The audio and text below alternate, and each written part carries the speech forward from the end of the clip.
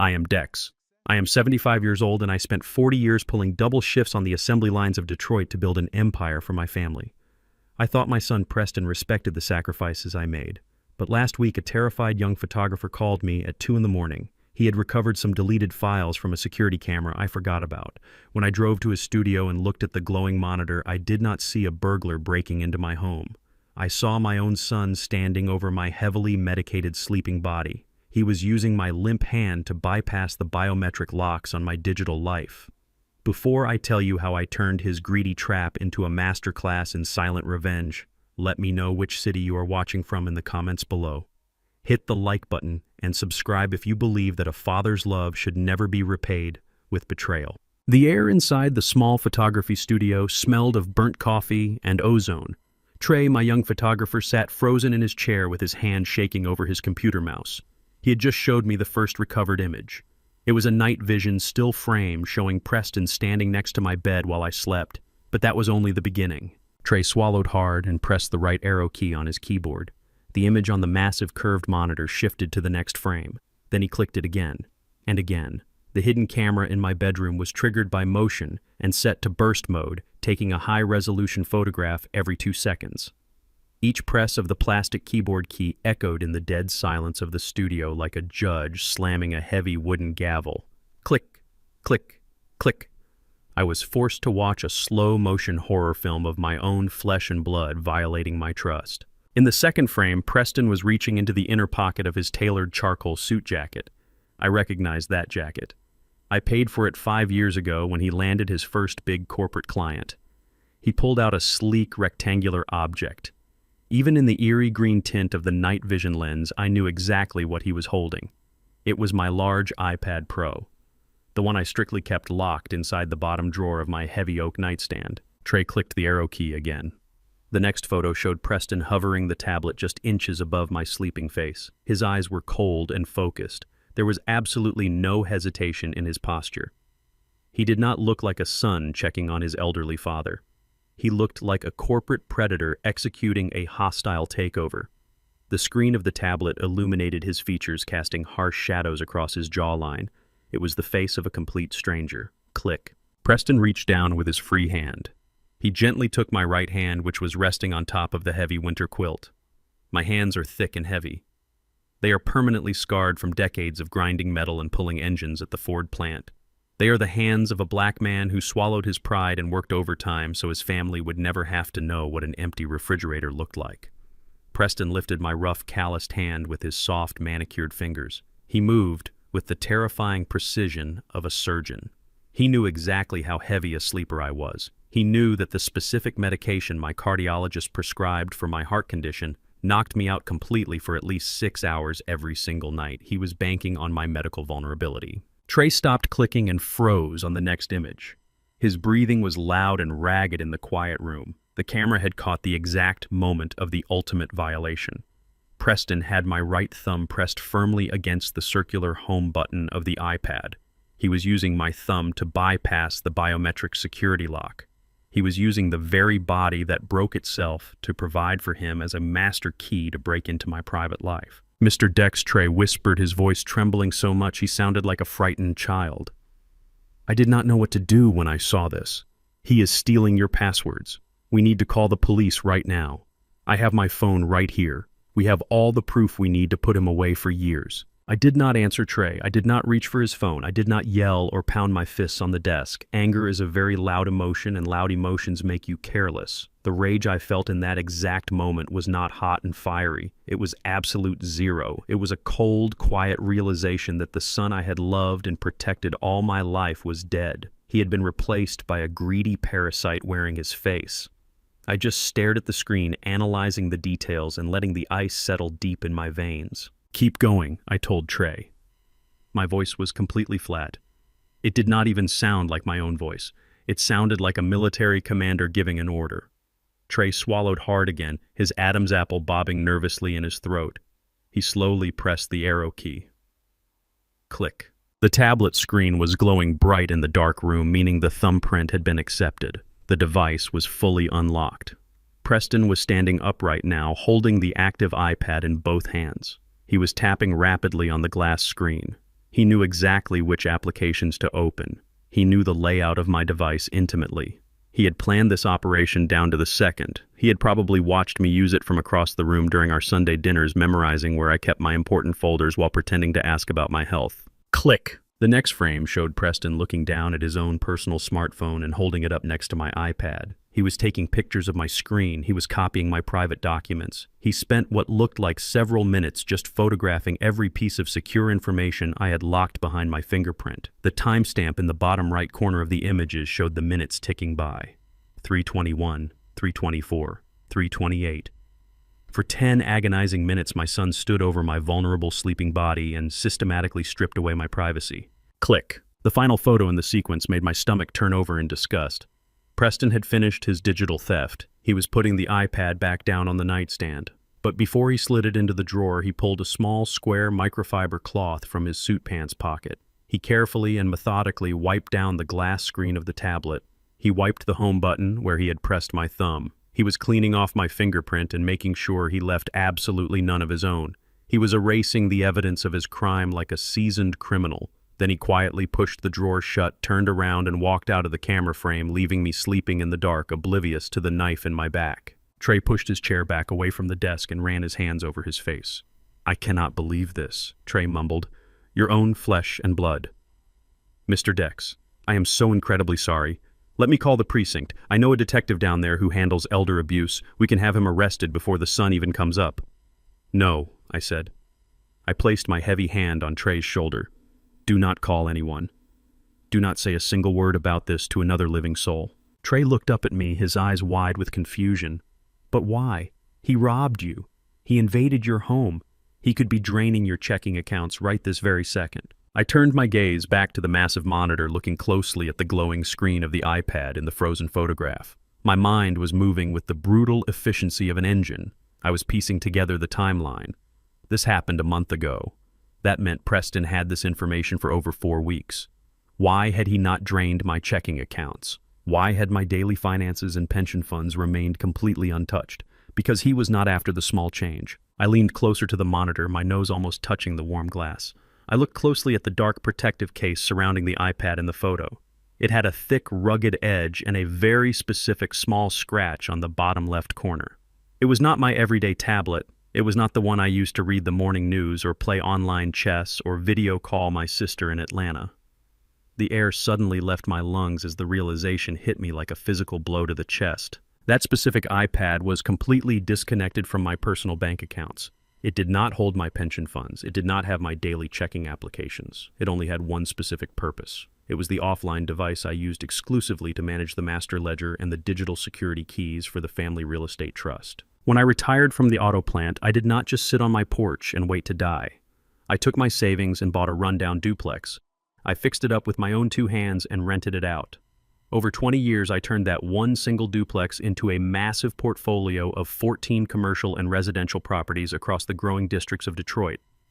I put everything into a legal trust to ensure that when I passed away, the wealth would generate passive income for generations of my family.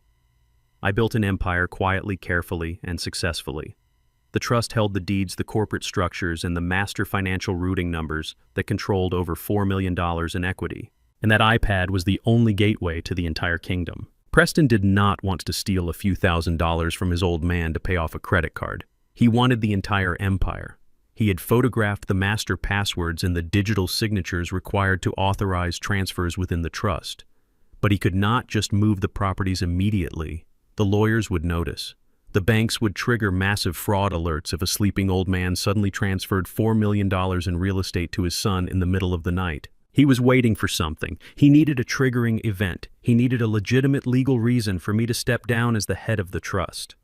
Or worse, he needed a reason to activate the medical power of attorney he had begged me to sign 2 years ago. Suddenly, the events of the past few months began to align in my head with terrifying clarity. After my minor heart attack, Preston had been the one to insist on bringing me my daily pill organizers. He was the one managing my medication doses. He was the one who kept telling my friends and relatives that my mind was slipping slowly, planting the seeds of doubt about my mental competence around town. He was not just stealing my money. He was carefully orchestrating my physical and mental decline so he could take over the trust legally and lock me away in a home. A cold smile crept onto my face. It was not a smile of joy. It was the smile of a man who has just seen the entire chessboard clearly for the first time. Preston thought he was playing against a tired, lonesome old man who was slowly fading away into the background. He forgot that I survived the toughest streets of this city. He forgot that before I was a quiet old man, I was a survivor who never backed down from a fight. "Print every single frame of this video, Trey," I said, my voice steady and hard as steel. "Put them in a secure, waterproof envelope. Then completely wipe this hard drive. I want no digital trace of this discovery left anywhere on this computer or the cloud." Trey nodded quickly, his fingers flying across the keyboard to execute my commands. "What are you going to do, Mr. Dex?" "I am going to let him think he won," I replied, turning my back to the monitor and walking toward the studio door. "I am going to let him step right into his own trap. And then I am going to take back everything that is mine and leave him with absolutely nothing." The freezing wind whipping off the Detroit River hit me like a physical blow as I walked out of Trey's studio and stepped into the empty street. The sky was still a bruised purple, holding on to the last hours of the night. I walked over to my old Ford truck and climbed into the driver's seat. I did not turn the key in the ignition right away. I just sat there in the dark cab listening to the metal of the engine block ticking as it cooled down in the winter air. My hands were resting on the steering wheel. I looked down at my thick, scarred fingers in the dim glow of the street lamp. Preston thought these hands were ignorant. He thought because I grew up poor and spent my youth pulling engines on the Ford assembly line that I did not understand how the modern world worked. He was wrong. What Preston never fully understood was that the auto plant was just my starting line. I did not build an $8 million real estate empire by just swinging a hammer and getting lucky. I took my auto plant wages and taught myself the contracting business from the ground up. I became a self-made commercial contractor. For 30 years, I read municipal zoning codes at the kitchen table until 2 in the morning. I negotiated supply chain contracts with steel mills. I learned how to read a financial ledger as easily as I could read a building blueprint. I built my wealth brick by brick, contract by contract. I knew exactly how money moved. And I knew that when a rat is cornered, it always goes for the biggest piece of cheese it can carry. I reached into my heavy winter coat and pulled out my cell phone. The digital clock on the dashboard read 5:45 in the morning. It was early, but in the world of private wealth management, money does not sleep. I dialed a personal cell phone number I knew by heart. It belonged to Arthur Sterling, the senior branch manager at the private bank that held my family trust. Arthur and I had done business together for over 15 years. I had helped his son get a summer job on one of my construction sites to teach him the value of hard work. We respected each other. The phone rang 3 times before Arthur picked up. His voice was thick with sleep, but he answered immediately. "Arthur, it is Dex," I said, my voice low and steady. "I am sorry to wake you up before the sun." Arthur cleared his throat and the sound of rustling bedsheets came through the speaker. "Dex, it is all right. Are you okay? You never call this early unless a pipe burst at one of the commercial properties." "No pipes burst, Arthur," I replied, staring straight ahead at the frosted windshield of my truck. "I need you to pull up the master ledger for the family trust right now. I need a verbal confirmation of the total asset allocation and any recent encumbrances." There was a long pause on the other end of the line. I could hear Arthur breathing heavily. I heard the sound of him walking down a hallway and opening a door to his home office. I heard the quiet hum of his computer booting up. "Dex," Arthur said, his voice suddenly sounding very awake and very cautious. "Is everything all right with your memory medication? We talked about this yesterday afternoon." My grip tightened on the steering wheel until my knuckles turned white. "What do you mean we talked about this yesterday, Arthur? I have not spoken to you in 3 weeks." The silence that followed was suffocating. I could hear the rapid clicking of Arthur's mouse over the phone. "Dex," Arthur said, his tone shifting from friendly to strictly professional. "Yesterday at 2 in the afternoon, your son Preston initiated a digital transfer of authority. He used your private offline iPad to submit the electronic medical power of attorney. The biometric verification came through perfectly. He submitted a sworn affidavit from your cardiologist stating that your cognitive decline was accelerating. He said you were stepping down as the managing director of the trust and he was assuming full executive control. He said you were right there in the room with him when he submitted it." I closed my eyes. The cold air inside the truck felt like it was freezing the blood in my chest. Preston had used the fingerprint he stole from me in my sleep to bypass the highest level of bank security. He had officially locked me out of my own life's work. "What did he do next, Arthur?" I asked. My voice did not shake. I refused to let the panic show. "Give me the exact financial movements." Arthur let out a heavy sigh. Dex, you know I cannot legally discuss the details if you are no longer the authorized manager. The system has locked your verbal passcode out. Arthur, I interrupted, my voice cutting through the air like a steel blade. 15 years ago, you were a junior loan officer drowning in bad debt, and I was the only contractor who trusted you with my accounts. I built your branch. You are going to look at that screen, and you are going to tell me what my son did to my money. I heard Arthur swallow hard. The clicking of his mouse resumed. He leveraged everything. Dex, Arthur whispered, sounding sick to his stomach. He did not liquidate the properties. He used the electronic power of attorney to authorize a massive commercial margin loan. He cross-collateralized all 14 of your debt-free properties. Explain the structure. I demanded, my mind instantly slipping back into the calculating contractor I had been for decades. He took out a high-risk variable rate loan against the entire $8 million equity of the trust. Arthur explained, his voice dropping to a harsh whisper. He extracted $6 million in cash, and he wired the entire amount to the corporate holding account of his own commercial real estate development firm. The pieces of the puzzle slammed together in my mind with terrifying violence. Preston's real estate firm was not doing well.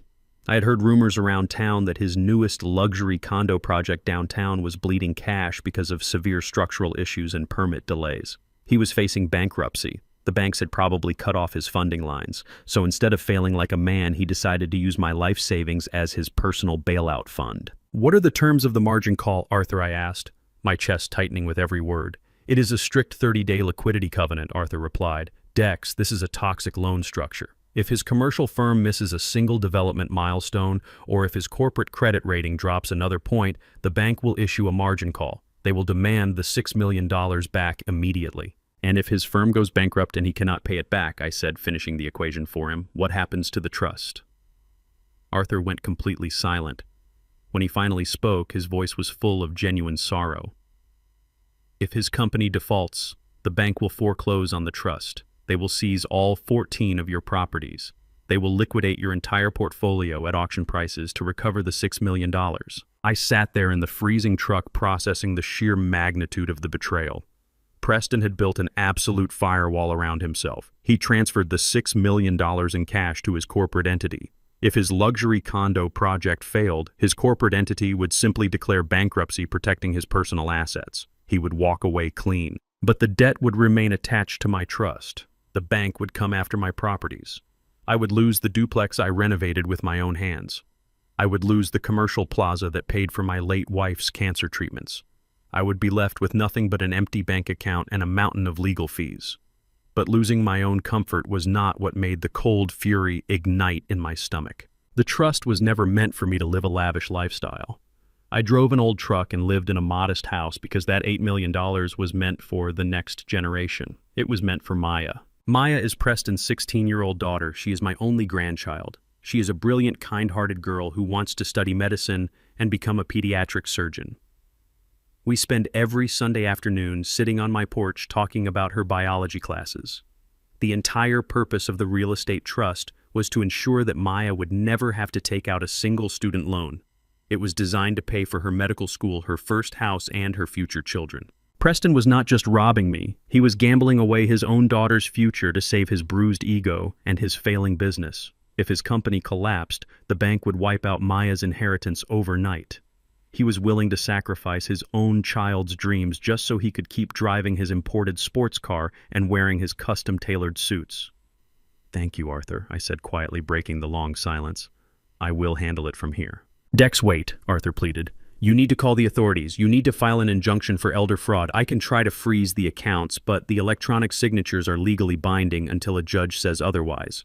If you do not move fast, the money will be locked into his construction contracts by noon today. Do not freeze anything, Arthur, I commanded, my voice carrying the absolute authority of a man who is preparing for war. Do not flag the account. Do not let Preston know that I called you. Let the wire transfer clear completely. But Dex, if his company goes under, you and your granddaughter will be left with millions in debt. You will lose everything. Arthur, I said, leaning my head back against the cold leather seat of the truck. A contractor never demolishes a building while the rats are still hiding in the walls. You wait until they are all gathered in the basement. Then you seal the exits and flood the foundation. Let him have the money today. I hung up the phone and tossed it onto the passenger seat. The sun was finally beginning to rise over the Detroit skyline, casting long, sharp shadows across the concrete. I turned the key in the ignition, and the heavy engine of the Ford truck roared to life. Preston thought he had trapped an old man in a financial corner. He thought his corporate lawyers and his biometric tricks made him invincible. But he forgot one fundamental rule of the construction business. The man who builds the house always knows where the load-bearing walls are. And more importantly, he knows exactly which pillars to kick out to bring the whole damn roof crashing down on the people's heads inside. If my son wanted to play a high-stakes game of commercial real estate, I was not going to run to the police and cry like a victim. I was going to step onto his playing field. I was going to use my 30 years of contracting knowledge to dismantle his precious luxury development project from the inside out. I was going to make sure his company collapsed, but I was going to make sure the explosion only burned him. I put the truck into drive and pulled away from the curb. I had 30 days before the bank issued a margin call and destroyed my granddaughter's future. It was time to go to work. Sunday dinner at my son's house was always an elaborate performance. I parked my old Ford truck at the end of his long, circular driveway, making sure not to leak any oil on his imported Italian paving stones. The house was a massive, modern mansion in the most expensive suburb of Detroit. It had floor-to-ceiling glass windows, manicured hedges, and a custom oak front door that cost more than my first duplex. Preston had bought it 3 years ago to project the image of a highly successful luxury real estate developer. But as I walked up the stone steps, I knew the truth. I knew that every brick, every pane of glass, and every blade of grass was currently balanced on a $6 million margin loan he had stolen from my granddaughter. I rang the doorbell and waited. The air was cold, but my mind was completely focused. I had spent the last 3 days since my meeting with the bank manager carefully mapping out my retaliation. Tonight was not about confrontation. Tonight was a reconnaissance mission. I needed to look the enemy in the eye and see how well he could lie to my face. The heavy door swung open and my granddaughter Maya stood there with a bright smile. She was 16 years old, wearing a simple, oversized sweater and holding a thick biology textbook. "Grandpa, you made it," she said, wrapping her arms around my neck. I squeezed her tight, closing my eyes for a brief second. The smell of her floral shampoo grounded me. She was the only reason I had not burned this entire house down to the ground. "I brought you those articles on pediatric surgery I promised," I told her, handing her a manila folder. Her eyes lit up, and she thanked me profusely, leading me into the grand dining room. The dining table was made of reclaimed mahogany set for 4, with heavy silver cutlery and crystal wine glasses. Preston was standing by the head of the table holding a bottle of expensive red wine. He was wearing a cashmere sweater over a crisp collared shirt, looking like he had just stepped out of a wealthy lifestyle magazine. He had spent his entire adult life trying to erase his working-class Detroit roots. He adopted this pretentious country club persona, mimicking the wealthy white executives he desperately wanted to impress. He changed his accent, he changed his wardrobe, and he changed his loyalties. "Dad, you made it," Preston said, his voice dripping with fake enthusiasm. He walked over and patted me on the back, a hollow gesture that made my skin crawl. We were just about to open the wine. It is a very rare French vintage I picked up at the charity auction last week. I looked at the bottle and calculated how much interest his fraudulent loan was generating per hour. "Sounds expensive," I said, keeping my voice perfectly flat. "Only the best for my family," Preston replied, flashing a brilliant white smile. His wife Keisha walked into the room carrying a large porcelain serving dish. Preston immediately rushed to her side, taking the dish from her hands with a dramatic display of chivalry. "Let me get that for you, my love," he said, kissing her softly on the cheek. "You work too hard making these beautiful meals for us. Sit down and let me pour you a glass of wine." I watched the performance in silence. Preston was playing the role of the perfect affluent husband to absolute perfection. He pulled out Keisha's chair for her, he complimented her dress, and he gently touched her shoulder as he poured the vintage red wine into her crystal glass. To the untrained eye, it was a picture of domestic bliss. But I am a contractor. I know how to spot a fresh coat of paint hiding a rotting foundation. As we sat down and began to eat the roast beef and winter vegetables, Preston took control of the conversation. He talked loudly about his upcoming golf tournament at the exclusive country club. He talked about the new luxury vehicles he was looking to lease for his executive team. He painted a picture of absolute financial dominance. He was putting on a show, making sure Keisha and Maya believed that the man at the head of the table was a titan of industry. But I was not looking at his cashmere sweater or his crystal glass. I was looking at his hands. His fingers were trembling just slightly when he lifted his fork. Every time his cell phone buzzed in his pocket, his eyes would dart quickly to the side and a muscle in his jaw would tighten. He was sweating. It was a cold, dry sweat. The bank must have started sending him the preliminary milestone requirements for the $6 million margin loan. The pressure of the impending bankruptcy was slowly crushing him from the inside out, and he was drinking the expensive wine far too fast to calm his nerves. "So Dad," Preston said, leaning back in his chair and swirling the red liquid in his glass, "how are things down at the old neighborhood? Still driving that rusty truck around trying to fix leaky pipes yourself?" He asked the question with a condescending chuckle, looking at Keisha to share the joke. It was his subtle way of reminding everyone at the table that I was just a blue-collar worker. He loved to emphasize the difference between his clean, manicured hands and my rough, scarred knuckles. "The truck runs just fine," I replied slowly, chewing a piece of meat. "And fixing leaks is how I put you through that fancy private college, Preston. I prefer to fix my own problems instead of paying someone else to hide them." The smile on Preston's face slipped for a fraction of a second.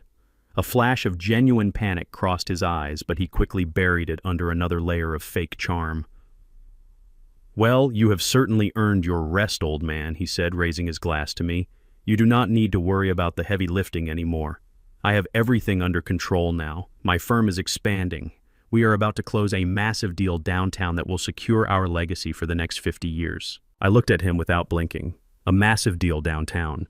He was actually sitting at the dinner table looking at his innocent daughter and bragging about the fraudulent loan he had just taken out against her future. The sheer arrogance of his lie was almost suffocating. He really believed he was smarter than everyone else in the room. He really believed that because I did not wear a suit and tie, I was incapable of understanding his complex financial crimes. "That is wonderful news," Daddy Maya said, beaming with pride. She reached over and squeezed his hand. "You work so hard for us." Preston smiled warmly at his daughter and kissed the back of her hand. "Everything I do is for you, sweetheart," he said softly. "I am building an empire so you will never have to worry about a single thing in your life." The food in my mouth tasted like ash. I had to grip the heavy cloth napkin in my lap to stop my hands from reaching across the mahogany table and grabbing him by his throat. He was looking into his child's eyes and lying with the practiced ease of a psychopath. If his luxury condo development failed next week, the bank would foreclose on the trust. Maya would lose her college tuition, her inheritance, and her future. And this coward was sitting here drinking French wine and playing the hero. I swallowed my anger, pushing it deep down into the cold, dark place in my chest. "Not yet," I told myself. "You do not strike until the trap is fully set." As the dinner wound down, Keisha went to the kitchen to bring out the dessert. Maya excused herself to run upstairs and put away her biology books. For a brief moment, it was just Preston and me sitting alone in the large dining room. The silence between us was heavy and thick. Preston finished his third glass of wine and set the crystal down on the table with a soft clink. He leaned forward, resting his elbows on the mahogany wood. The fake smile was completely gone now, replaced by a look of deep, calculated concern. "Dad, we need to talk," Preston said, his voice dropping to a serious, hushed tone. "I have been meaning to bring this up with you for a few weeks now." I looked at him, waiting. I knew exactly what was coming. The architect was about to lay down the final brick in his narrative. "I am worried about you," Preston continued, furrowing his brow and looking at me with absolute false pity. "You have been acting a little strange lately. You seem confused. Keisha mentioned that when you came over last month you forgot where the guest bathroom was, and today you looked lost when you parked in the driveway." I stared at him, letting his words hang in the silent air. I had built the guest bathroom in this house with my own hands when he remodeled the first floor. I knew where every single pipe and wire was located. "I am not confused, Preston," I said, my voice low and dangerous. Preston sighed and reached across the table, placing his soft, manicured hand on top of my calloused one. It was the exact same motion he had used in my bedroom when he stole my thumbprint. "It is okay, Dad," he whispered, sounding like a tragic movie character. "There is no shame in getting older. The mind slips. The doctors warned us that your heart medication might cause some severe cognitive decline. I just want you to know that you do not have to carry the burden anymore." He was planting the seed. He was officially setting the stage to justify why he had to take over the real estate trust. He was going to use this narrative to explain the electronic power of attorney to the rest of the family and his corporate lawyers. He was going to paint himself as the grieving, dutiful son who stepped in to save his poor, senile father from financial ruin. You should let me handle the heavy decisions from now on, Preston said, squeezing my hand gently. You look so tired, Dad. You look like you are forgetting where you are. I think it is time we discuss a full transition of your responsibilities before you make a mistake that you cannot fix. I looked down at his hand resting on mine. Then I looked up into his cold, calculating eyes. He thought he was watching the sun set on an old fool.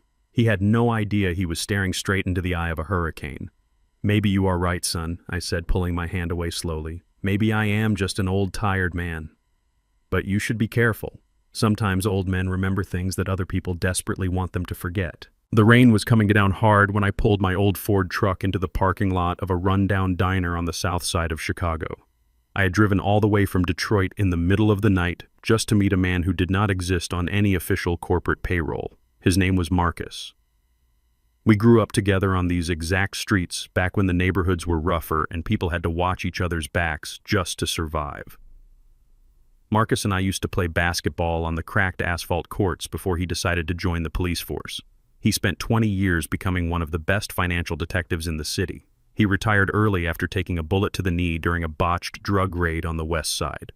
Now he worked entirely off the grid as a private investigator specializing in deep forensic accounting.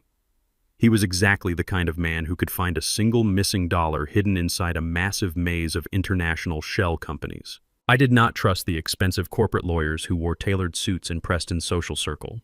I trusted the men who learned how to read people in the gutters and who knew what real betrayal looked like. I walked into the diner and shook the heavy freezing water off my thick winter coat. The place smelled like burnt coffee and old grease. It was completely empty except for an exhausted waitress wiping down the front counter and a massive man sitting quietly in the back booth. Marcus was nursing a black coffee and staring out the dark window at the passing cars. I walked over and slid into the vinyl booth across from him. He did not smile when he saw me. He did not offer any warm greetings. He just pushed a thick, heavy manila folder across the sticky surface of the table. It is much worse than you originally thought, Dex Marcus said, his voice a deep, gravelly rumble that cut through the quiet diner. Your boy is not just a bad businessman who made a few mistakes. He is running a massive financial illusion, and the walls are finally closing in on him. I opened the heavy folder. The first page was a highly complex organizational chart, filled with dozens of red arrows pointing between different limited liability companies and corporate holding accounts. Preston always bragged loudly about his luxury real estate development firm at our Sunday dinners. He told everyone in the family that he was building high-end modern condominiums for the wealthy elite of the city. He drove the imported sports cars and wore the expensive watches to prove it. But looking at the forensic financial report Marcus had carefully compiled, the truth was entirely different. Explain this absolute mess to me, Marcus, I said, staring down at the complicated maze of fake corporate names. Marcus leaned forward, resting his massive muscular arms on the table. Preston's main development company is nothing but a hollow shell Dex. He has not actually finished a single construction project in over 4 years. Every time he starts a new luxury building, he takes out massive high-interest loans from private lenders. But instead of using that money to buy steel and concrete, he uses that new money to pay the interest on his older overdue loans. It is a classic Ponzi structure wrapped up in a legitimate real estate development facade. My chest tightened with cold anger as I flipped to the second page of the extensive report. It showed a long, detailed list of severe structural code violations and dozens of unpaid contractor invoices from his latest downtown residential project. The city municipal board revoked his active building permits 3 months ago. Marcus continued, taking a slow sip of his black coffee. His primary subcontractors completely walked off the job site because they have not received a single payment since early last year. His corporate bank accounts are overdrawn by hundreds of thousands of dollars. He owes money to suppliers, investors, and the tax board. He is drowning in debt, Dex. The primary bank was getting ready to seize all of his personal luxury assets and throw him headfirst into bankruptcy court by the end of the month. That is exactly why he desperately needed the $6 million from my family real estate trust, I said, the puzzle pieces finally snapping together perfectly in my mind. He needed a massive injection of totally clean cash to pay off his most aggressive private creditors and keep his personal luxury lifestyle afloat for a little while longer. Marcus shook his head slowly and let out a heavy sigh.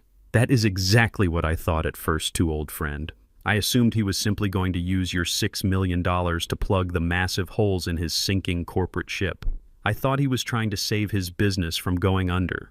But your son is not planning on saving his business at all, Dex. He is planning a permanent escape. I looked up from the heavy file, feeling a sudden drop in my stomach. What do you mean he is planning an escape, Marcus? Marcus reached his large hand across the table and tapped a specific thick page in the back of the folder. Turn to page 7, he said, his eyes narrowing. I turned the page carefully. It was a digital copy of a highly encrypted international banking schedule that Marcus had somehow managed to intercept. It clearly showed the entire $6 million margin loan sitting quietly in a temporary corporate holding account under Preston's name. But the money was not scheduled to stay there to pay off his debts. He set up an automated wire transfer, Marcus explained, his dark eyes locked intensely onto mine. The banking system is programmed to automatically move the entire $6 million into a completely untraceable offshore account in the Cayman Islands.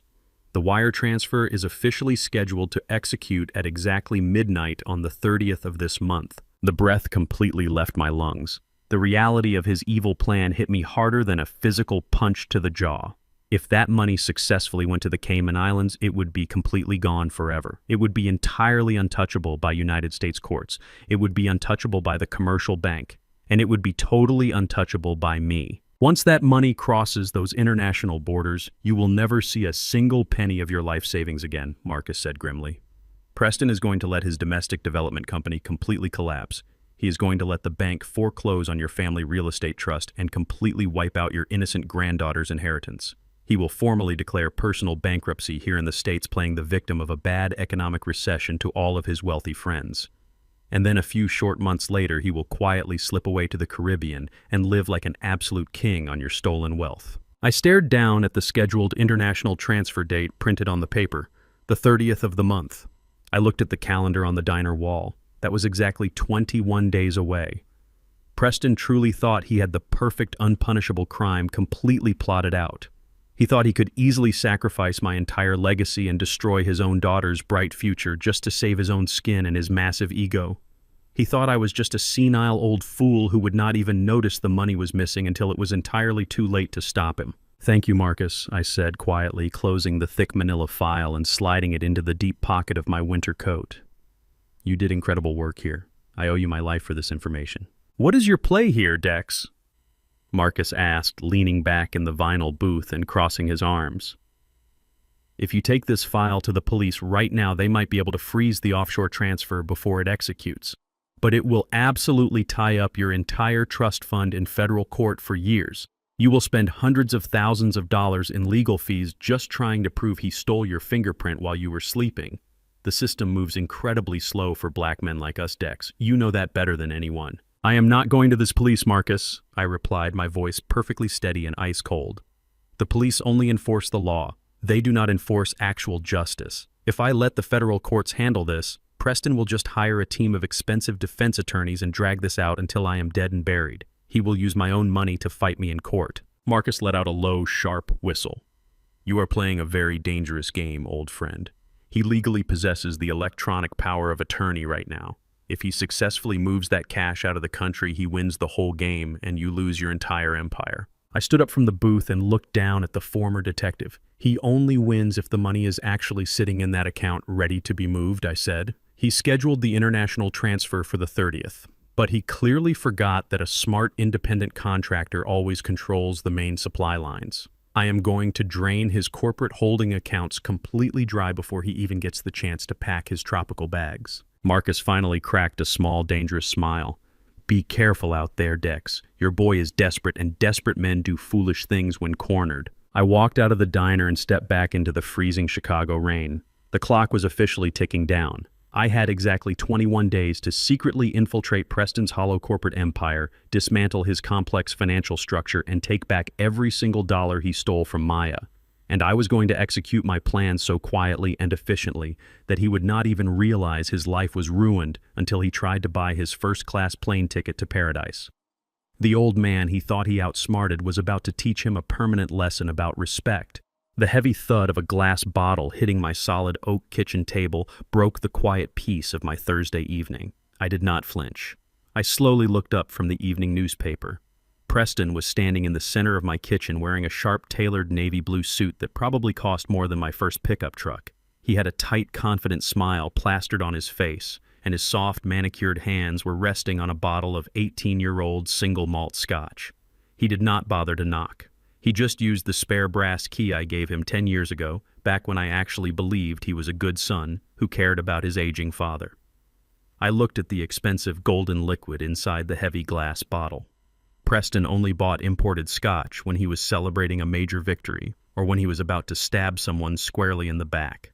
Tonight I knew with absolute certainty that it was both. "I poured us a drink," Dad Preston said, pulling out a wooden chair and making himself comfortable across from me. He reached into my glass cabinet without asking and grabbed 2 crystal tumblers. He poured the amber liquid with practiced, arrogant ease. "Drink up, old man. We need to have a very serious conversation about your immediate future." I did not touch the crystal glass. I just folded my newspaper carefully and placed my heavy, calloused hands flat on the table. "My future is just fine, Preston," I said, keeping my voice perfectly level and devoid of any emotion. "The roof does not leak because I patched it myself. The furnace is running warm. I have everything I need right here in this house." Preston took a slow, arrogant sip of his expensive scotch and let out a long, patronizing sigh. He leaned back in the chair and slowly looked around my kitchen.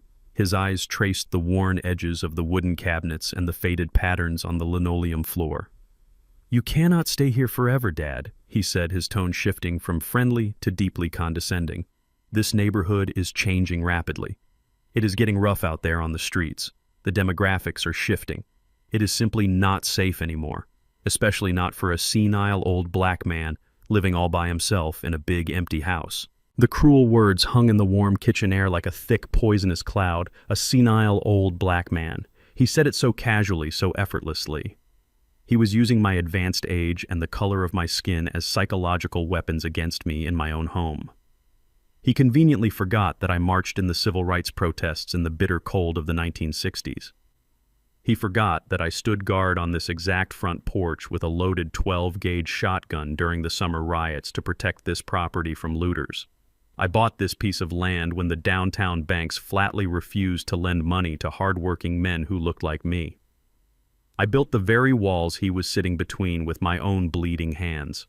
But to my son, I was no longer a father or a provider. I was just a tired old liability, standing squarely in the way of his $6 million offshore escape plan. I did not raise my voice. I did not pound my fists on the table or demand his respect. Anger is exactly what he wanted. He wanted me to yell and act erratic so he could use it as further proof of my mental instability. I just stared directly into his dark eyes, waiting patiently for him to play his final calculated card. "It breaks my heart to see you struggling like this, Dad." Preston continued, putting his crystal glass down and leaning aggressively across the table. "Keisha and I have been talking a lot lately. We found a beautiful assisted living facility out in the quiet northern suburbs. It has round-the-clock medical care. It has beautiful manicured gardens and armed security guards at the front gate. It is exactly what you need at this vulnerable stage of your life. You can finally rest and let someone else do the heavy lifting." I looked at him without blinking. "And exactly how much does this beautiful facility cost, Preston?" I asked, my voice dangerously quiet. Preston waved his hand dismissively, acting as if money was a trivial matter. "Do not worry about the finances, Dad. I will handle all the complicated paperwork. I will officially take over the family trust and make sure your monthly facility fees are paid in full every single month. You will never have to look at another confusing bank statement for the rest of your life. You can just relax." He reached inside the inner pocket of his tailored suit jacket and pulled out a thick stack of legal papers. He placed them gently on the oak table and slid them across the polished wood until they were resting right in front of my hands. I looked down at the bold black letters printed clearly at the top of the very first page. It was a comprehensive transfer of executive financial authority and an irrevocable medical power of attorney. But that was not the document that made my blood run cold. Lying directly beneath those legal transfer pages was a certified medical document bearing the official seal of the state hospital. I recognized the messy signature at the bottom of the page. It belonged to my own personal cardiologist. It was a sworn official declaration stating that I was suffering from severe advanced cognitive decline. The document legally certified that I was no longer mentally competent to manage my own financial affairs or make my own medical decisions. My son had not just forged my fingerprint on a digital tablet while I was sleeping. He had actively bribed, manipulated, or lied to my trusted doctor into legally signing away my basic human rights. The sheer evil of his master plan was breathtaking to witness in person. He had orchestrated every single detail with cold, ruthless corporate precision. He knew that if he just tried to steal the trust money outright, the bank regulators might investigate the sudden transfer. But if he had my doctor legally declare me incompetent, the probate courts would hand him the absolute keys to the financial kingdom without asking a single question. He would lock me away in a tiny, sterile room in a suburban nursing home where no one would ever listen to my complaints. The young nurses would just smile patronizingly and nod, calling me a confused old man, while my son completely drained my life savings to pay off his fraudulent commercial debts. And once the trust was completely empty, he would quietly wire the remaining funds to his hidden accounts in the Cayman Islands, leaving my innocent granddaughter with absolutely nothing. He was planning to bury me alive without ever putting a shovel in the dirt. Preston reached back into his pocket and pulled out a heavy gold fountain pen. He placed it deliberately on top of the stack of legal documents. He tapped the gold pen twice with his manicured index finger. "Sign the papers, Dad," he said, his voice entirely losing all of its fake warmth and synthetic concern. The loving sun mask was completely gone now. He was looking at me with the cold, dead, unblinking eyes of a hungry shark. "It is so much better if we just do this quietly as a family. If you try to fight me on this, I will just take this signed medical certificate straight to a probate judge tomorrow morning. I will have you formally declared a ward of the state. The legal courts will immediately freeze all of your personal assets. They will send uniformed police officers to this house to forcibly remove you from the premises and place you in a rundown state-sponsored facility. You know exactly how the system treats stubborn old black men who refuse to cooperate with the authorities. They do not treat them with dignity or respect. They treat them like dangerous problems that need to be locked away and heavily medicated." I looked at the heavy gold pen resting on the crisp white paper. My heart was beating a slow, steady rhythm against my ribs. He was giving me an absolute ultimatum. Sign away my entire $8 million empire voluntarily and go quietly into the dark night, or be forcefully dragged out of my own home in handcuffs and lose everything to the courts anyway. He truly thought he had me completely cornered. He thought he had carefully anticipated every single move and blocked every single exit. He was so incredibly arrogant that he did not even realize he was sitting across the table from a master builder. And a master builder never enters a room without knowing exactly where the weak load-bearing walls are located.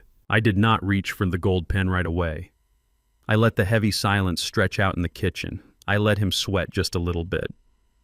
I looked at the glass of expensive scotch he had poured for me. I slowly reached out with my heavy, scarred hand and picked up the crystal tumbler. I brought it to my lips and took a long, slow drink.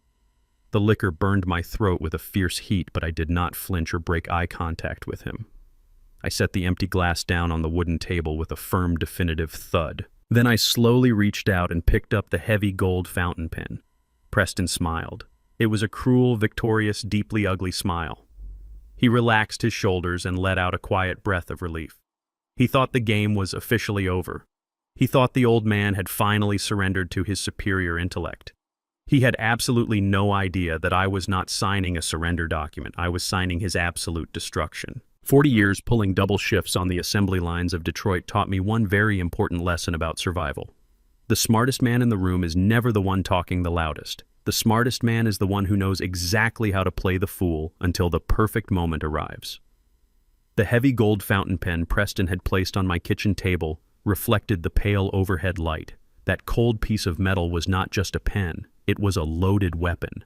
My son had carefully orchestrated this entire evening to force my hand. He had the fake medical documents. He had the power of attorney. He was ready to throw me into a state facility and steal the $8 million empire I built for his daughter Maya. Preston sat across from me in his expensive navy blue suit. He was leaning back in his chair, radiating pure absolute arrogance. He truly believed he had backed an ignorant old man into an inescapable corner.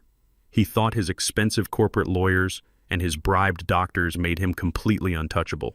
He assumed that because my hands were scarred from physical labor, my brain was too slow to understand his high-level financial crimes. He forgot that a master contractor never builds a house without installing a back door. I looked at the gold pen and I made a conscious choice. I decided to give my arrogant son the greatest theatrical performance of my entire life.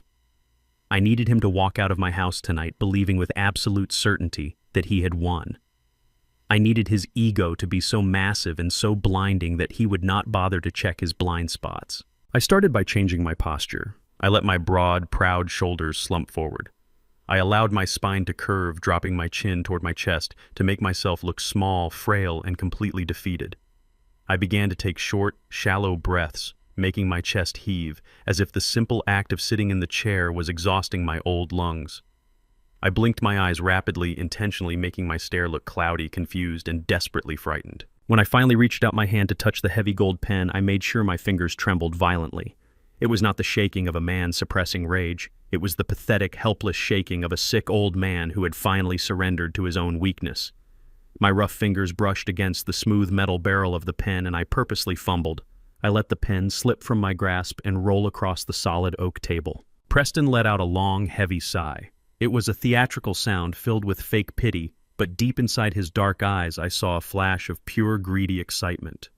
He was enjoying my humiliation. He reached forward and picked up the gold pen. He gently placed it directly into my shaking hand, wrapping his soft, manicured fingers around my calloused ones. "Just take a deep breath and sign the papers," Dad Preston said. His voice was incredibly smooth and toxic, like warm poison. "Everything is going to be perfectly fine. I am doing all of this because I love you and I want to protect you. You are just too tired to handle these heavy burdens anymore. Let me carry the weight for you." I looked up at him, letting my bottom lip quiver just a fraction of an inch. It was the most pathetic expression I could possibly muster. "Are you absolutely sure about this, Preston?" I asked, my voice cracking and wavering intentionally. "Are you sure the nurses will take good care of me at that facility?" Preston smiled, a warm, comforting smile that made my stomach turn over in disgust. "They have the absolute best medical staff in the entire state, Dad. You will have a beautiful private room with a lovely view of the gardens. You will make new friends, and I will come visit you every single Sunday. I promise. Now just sign your name on the dotted line right next to the red sticker." I slowly lowered the tip of the gold pen to the crisp white paper. I made sure my hand shook even harder as the black ink touched the page. I did not use my normal, strong, confident signature. I dragged the pen across the paper, pressing too hard in some places and too lightly in others. I created a messy, jagged scrawl that looked exactly like the handwriting of a man whose mind was rapidly deteriorating. I signed the master transfer of executive authority. Then I slowly turned the page, acting confused about where to sign next. Preston eagerly pointed to the bottom of the second page. I signed the irrevocable medical power of attorney. Each messy, trembling letter I wrote was a brilliant stroke of tactical deception. As soon as I crossed the final letter of my name, Preston snatched the documents off the table with lightning speed. He did not even try to hide his eager desperation anymore. He quickly scanned the messy signatures, his eyes darting back and forth across the legal pages to make sure everything was completely binding. A massive, victorious grin spread across his face. He held the absolute keys to the $8 million kingdom, and he honestly thought he had conquered me without firing a single shot. Preston folded the heavy legal papers carefully and slid them into the inner breast pocket of his expensive suit jacket. He patted his chest, feeling the papers resting securely against his heart. When he looked back at me, the fake warmth and the loving son act completely vanished from his face. His eyes were cold, hard, and utterly ruthless. "Pack a small bag tonight, old man," Preston said, his voice dropping its gentle tone and becoming an absolute command. "Do not bring any of your heavy tools or that useless junk from the garage. The nursing facility does not allow residents to keep dangerous items in their rooms. I will have a private medical transport van come pick you up at exactly 8 o'clock tomorrow morning. Be dressed, be ready, and do not make a scene for the drivers." He did not wait for me to answer or agree. He simply turned his back on me and walked confidently toward the kitchen exit. He did not even bother to take his expensive bottle of 18-year-old single malt scotch. He left it sitting on my table like a careless tip left for a servant. I sat perfectly still in my wooden chair and listened to the sound of his expensive leather shoes walking down my hallway. I heard the heavy front door open and slam shut, echoing through the quiet house. A few seconds later, the loud engine of his imported luxury car roared to life in my driveway. I listened closely as the sound of the tires faded away into the freezing Detroit night. The house fell completely silent, and in that deep silence, my entire physical body transformed. The pathetic curve of my spine vanished completely as I sat up straight. My chest expanded, pulling in a massive breath of cold, clean air. The violent shaking in my hands stopped instantly, leaving my thick, scarred fingers as steady as solid rock. The cloudy confusion in my eyes completely cleared away, replaced by a sharp, burning, dangerous focus. The weak-old fool Preston thought he had just conquered ceased to exist. I was Dex the Master Builder, and the trap was now fully armed and locked. I stood up from the wooden table and walked over to the kitchen sink. I picked up the expensive bottle of scotch, unscrewed the cap, and poured the entire bottle of golden liquid straight down the drain. I watched it disappear into the pipes. I did not drink with traitors. I walked over to the kitchen counter and picked up my cell phone. I did not call Marcus, the private investigator, this time. I called the one man Preston truly feared but did not even know existed. I called my lead civil litigation attorney. His name was Robert, and he was a ruthless corporate bulldog who specialized in destroying high-level financial fraud. Robert was not a cheap lawyer. He was the kind of man you hire when you want to burn a corrupt corporation straight to the ground and salt the earth so nothing ever grows there again. I had kept Robert on a secret retainer for 5 years, just in case my massive real estate portfolio was ever threatened by outside forces. I never imagined the threat would come from my own blood. The phone rang twice before a sharp professional voice answered on the other end. "Yes, Dex," Robert said, his voice completely alert despite the late hour. I stared out the dark kitchen window, looking at the empty driveway. My son just walked out of my house with the signed medical power of attorney. I said, my voice low, deep, and completely devoid of any mercy. He thinks he has total control of the trust. He thinks he is transferring the funds to his offshore account in the Cayman Islands in 21 days. "Understood," Robert replied, the sound of his fingers typing rapidly on a keyboard echoing over the line. "Do you want me to file the injunction tomorrow morning to freeze his access?" "No," I commanded, my grip tightening on the phone. "An injunction will just scare him into hiding the money somewhere else. We are going to let him load all the cash into his central corporate holding account. We are going to let him consolidate all of his stolen funds in one single place, thinking he is preparing for the offshore wire transfer." "Are you absolutely certain, Dex?" Robert asked, his tone turning deeply serious. "If we miss the window by even 1 minute, the money crosses international borders and it is gone forever. This is an incredibly dangerous game you are playing." "I am the one dealing the cards, Robert," I replied, my voice as cold as ice. "Tomorrow morning a medical van is coming to take me to a lockdown facility. I am going to let them take me. I need Preston to believe I am completely neutralized and trapped in a hospital bed. I need him to feel so safe that he drops all of his corporate defenses." There was a brief pause on the line. Then Robert spoke. "And what do you need me to do from the outside, Dex?"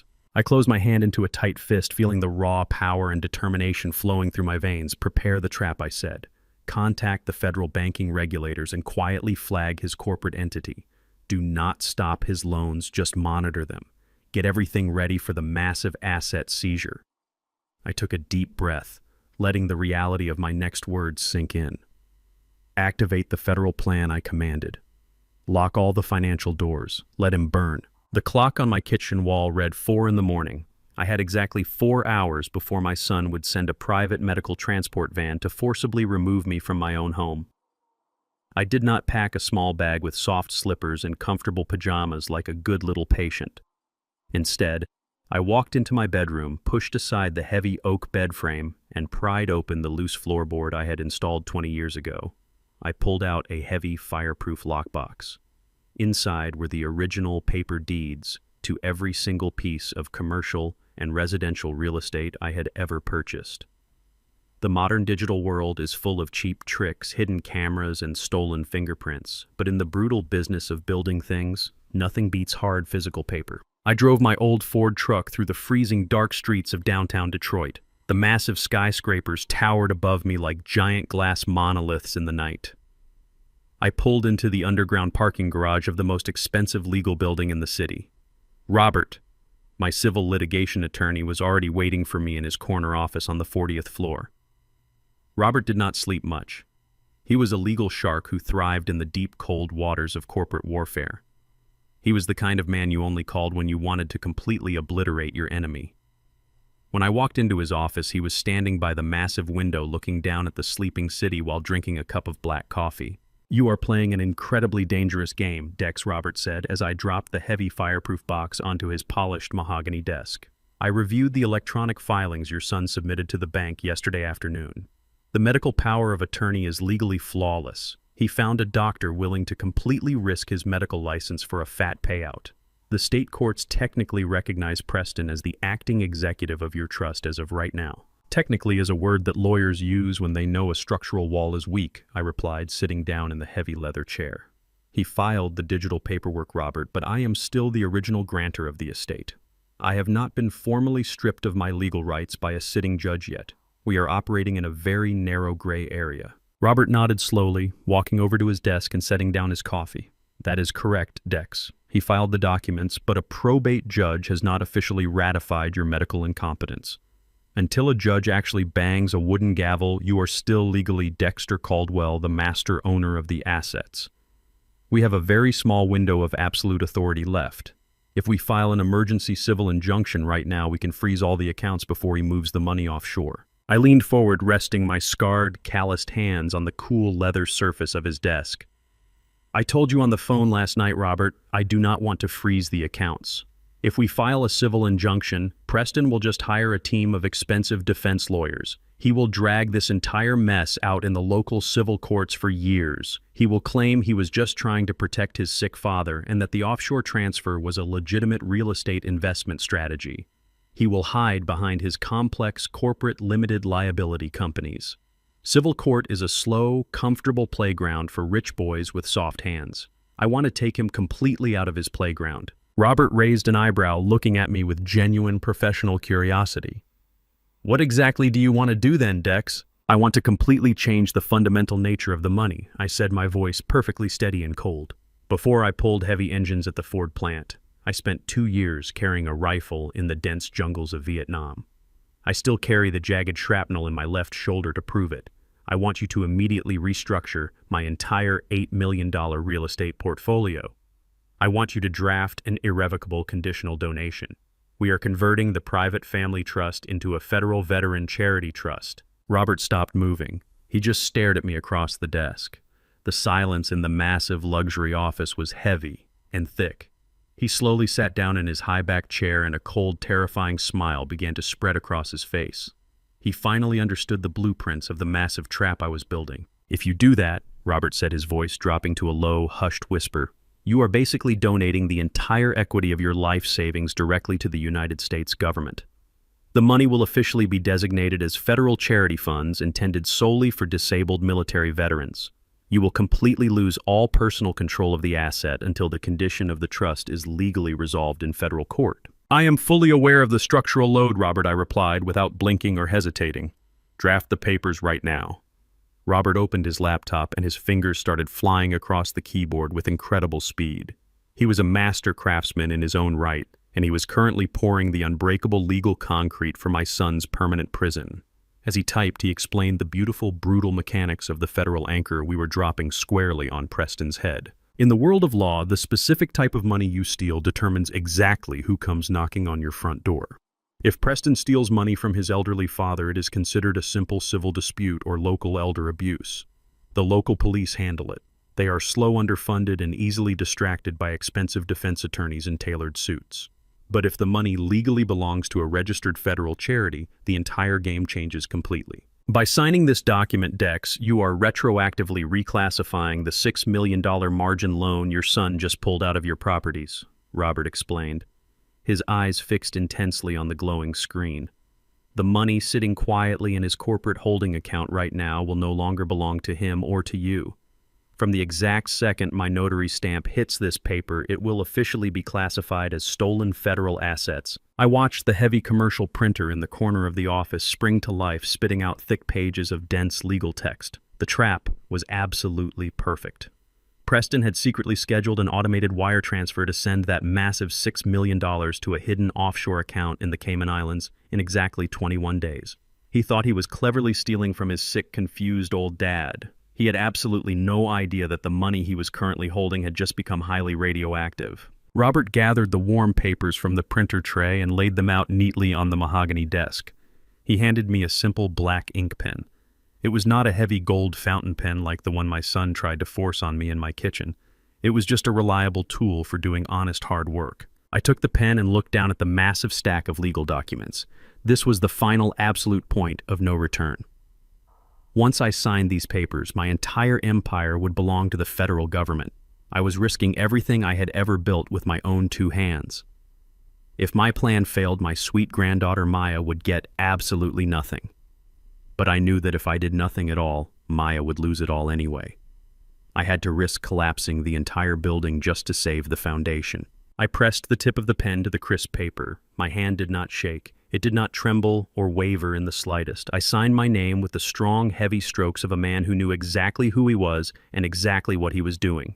I did not pretend to be weak anymore. I signed every single page binding my life's legacy to the rigid federal veteran charity structure. "It is done," Robert said, gathering the thick stack of papers and stamping them heavily with his official state notary seal. "I am filing this directly into the secure federal registry right now. This document instantly overrides any local medical power of attorney Preston tries to use because federal charity laws completely supersede state probate courts. Your arrogant son is now unknowingly sitting on top of a massive ticking time bomb." I stood up from the heavy leather chair and walked over to the floor to ceiling glass window.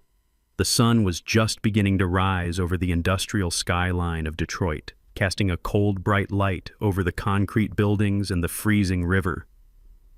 I thought about Preston waking up in his massive luxury mansion in the wealthy suburbs. I thought about him checking his corporate bank accounts and smiling at the $6 million sitting safely in his ledger. He probably felt like the smartest and most powerful man in the entire world right now. "He thinks he is going to the Cayman Islands," I said quietly, staring out at the distant horizon. Robert walked up and stood next to me, holding the freshly sealed federal documents against his chest. "He is not going to the islands." Dex, Robert said, his voice hard and absolute. "The moment his automated banking system tries to wire that stolen cash across international borders, it will trigger a massive federal banking alarm. He will not be dealing with local county detectives. He will be dealing directly with the Federal Bureau of Investigation and the Department of the Treasury." I nodded slowly, watching the city wake up below me. My son had tried to use the civil law to quietly erase me from existence. He tried to use a fake medical certificate to lock me in a sterile cage and steal my granddaughter's future. But he completely forgot that a man who spent his entire life building skyscrapers knows exactly how to drop a wrecking ball perfectly on target. Anyone who touches that money from this moment forward will instantly commit a severe federal criminal offense.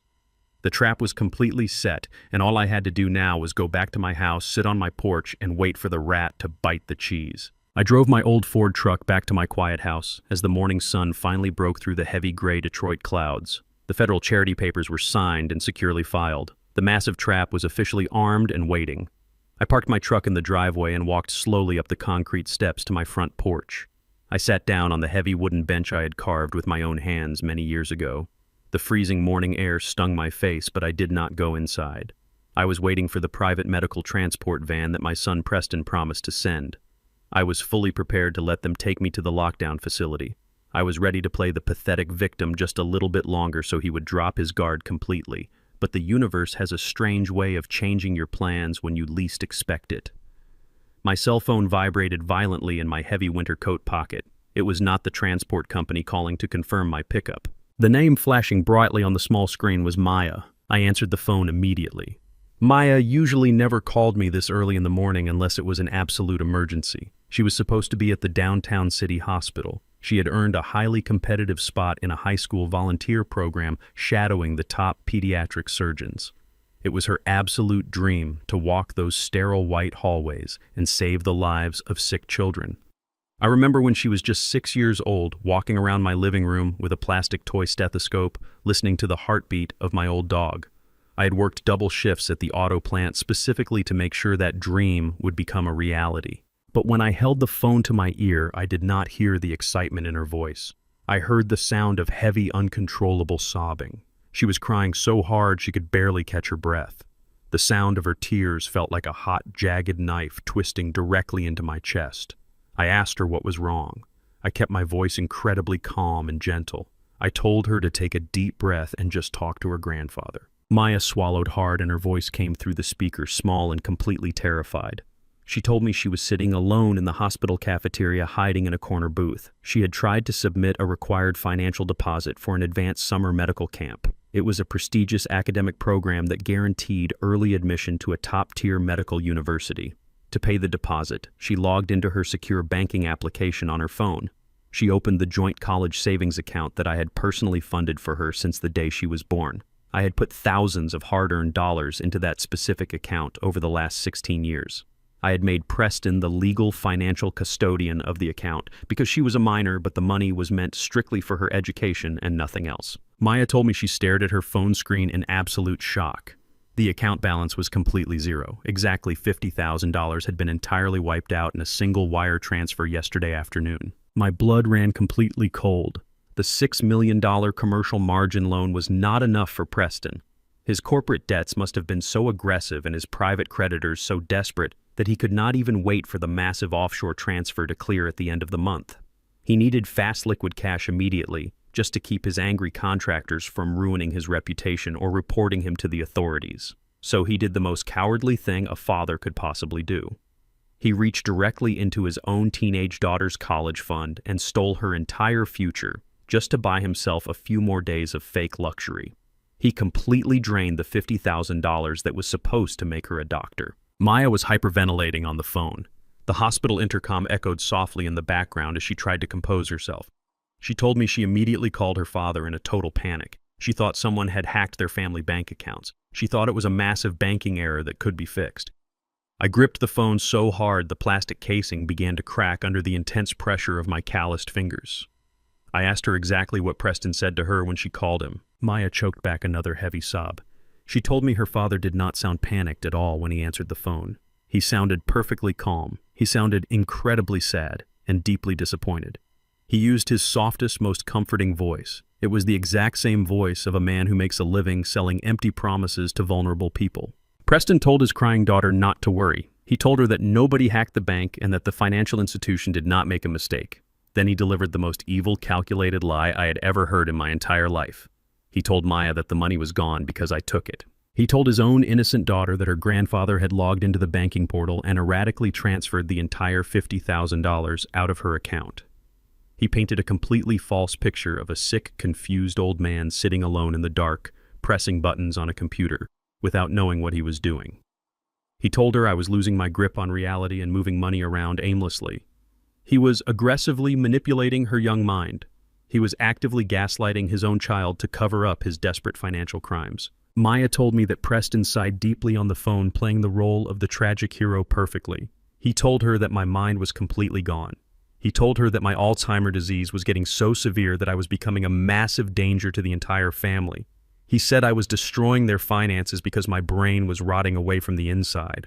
He told her that she should not be angry with me because I was just a sick old man who did not understand the real world anymore. He promised her he was going to fix the missing money eventually, and then he told her the final lie that made my vision turn completely red. He told Maya that he was sending me away to a secure medical facility today to stop me from doing any more damage to her future. He made it sound like he was locking me up to protect her. I sat perfectly still on my wooden porch listening to my beautiful granddaughter cry over a terrible mental disease I did not even have. She told me she was so sorry that my brain was getting sick. She told me she loved me and that she wished she could fix my memory. She was actually apologizing to me while her father was busy robbing her blind. My son was not just stealing my money anymore. He was actively trying to destroy the pure love and trust my granddaughter had for me. He was intentionally turning me into a monster in her eyes so he could play the savior. He was using my legacy as a shield for his absolute cowardice. I did not yell or curse on the phone. I kept my voice as smooth and steady as a quiet river. I told Maya to dry her tears. I told her to go back to her volunteer shift and focus on learning how to save lives. I promised her that her college fund would be completely restored and that her grandfather was not losing his mind. I told her I loved her more than anything in this world and hung up the phone. I stood up from the wooden bench. The private medical transport van was scheduled to arrive at my house in exactly 10 minutes. I was originally going to let them take me to the nursing home to keep Preston completely comfortable, but stealing from me was one thing. Breaking the heart of my granddaughter and poisoning her mind with vicious lies was a line that could never be uncrossed. I walked over to the front door and locked the heavy deadbolt. I was not going to any nursing home today. I was not going to play the helpless victim anymore. Preston wanted to blame his financial ruin on a crazy old man. It was time for him to find out exactly what happens when you wake up a sleeping giant and hand him a sledgehammer. I would not find out until much later exactly what happened when my granddaughter finally came home that evening. Maya had just finished a brutal 12-hour volunteer shift at the downtown city hospital. She walked through the heavy custom oak doors of Preston's luxury suburban mansion feeling completely drained of all her energy. Her feet were aching terribly in her white clinical shoes. Her eyes were red and swollen from crying alone in the hospital cafeteria earlier that morning. She had spent the entire day changing bedpans, bringing water to sick patients, and trying desperately not to think about her empty college savings account. All she wanted to do was go up to her quiet bedroom, lie down on her mattress, and try to process the terrifying idea that her beloved grandfather was rapidly losing his mind. But Preston was already waiting for her in the grand foyer. He did not let her rest. He knew she was physically exhausted and emotionally completely vulnerable. That is exactly when a predator prefers to strike. Preston was sitting in his expensive leather armchair, nursing a tall glass of sparkling water with a slice of lemon. He stood up immediately when he heard the heavy front door click shut. He walked over to his daughter and wrapped his arms around her in a tight, comforting embrace. Maya collapsed heavily into his chest, burying her face in the soft fabric of his cashmere sweater. She was just a 16-year-old girl carrying the massive weight of a $50,000 theft that she honestly thought was caused by my rotting brain. Preston slowly stroked her hair and began whispering soft, reassuring lies directly into her ear. He told her how incredibly proud he was of her hard work at the downtown hospital. He told her she was going to be a brilliant and successful pediatric surgeon one day. He carefully built up her confidence just so he could completely tear down her sense of reality. "Come sit with me in the living room, sweetheart," Preston said, guiding her gently by the shoulders toward the massive velvet sofa. "We need to have a very difficult conversation about your grandfather." Maya sat down heavily on the velvet cushions, pulling her knees up to her chest defensively. She looked at her father with innocent, trusting eyes. She asked him if he had spoken to me since the morning panic. She told Preston that she had called me while she was at the hospital and that my voice sounded perfectly normal and completely calm. She said I had confidently promised her the missing college money would be fully restored and that there was nothing wrong with my memory. Preston let out a long, perfectly timed, heavy sigh. He leaned forward and took both of her small hands in his. He looked deeply into her eyes, projecting an image of absolute heartbreaking sorrow. "That is the absolute tragedy of severe dementia, Maya," he said, his voice thick with entirely fake emotion. "They have brief moments of total crystal clarity. They sound exactly like the strong people we have always loved. But it is just a temporary, cruel illusion. Deep inside his head, his brain tissue is physically deteriorating.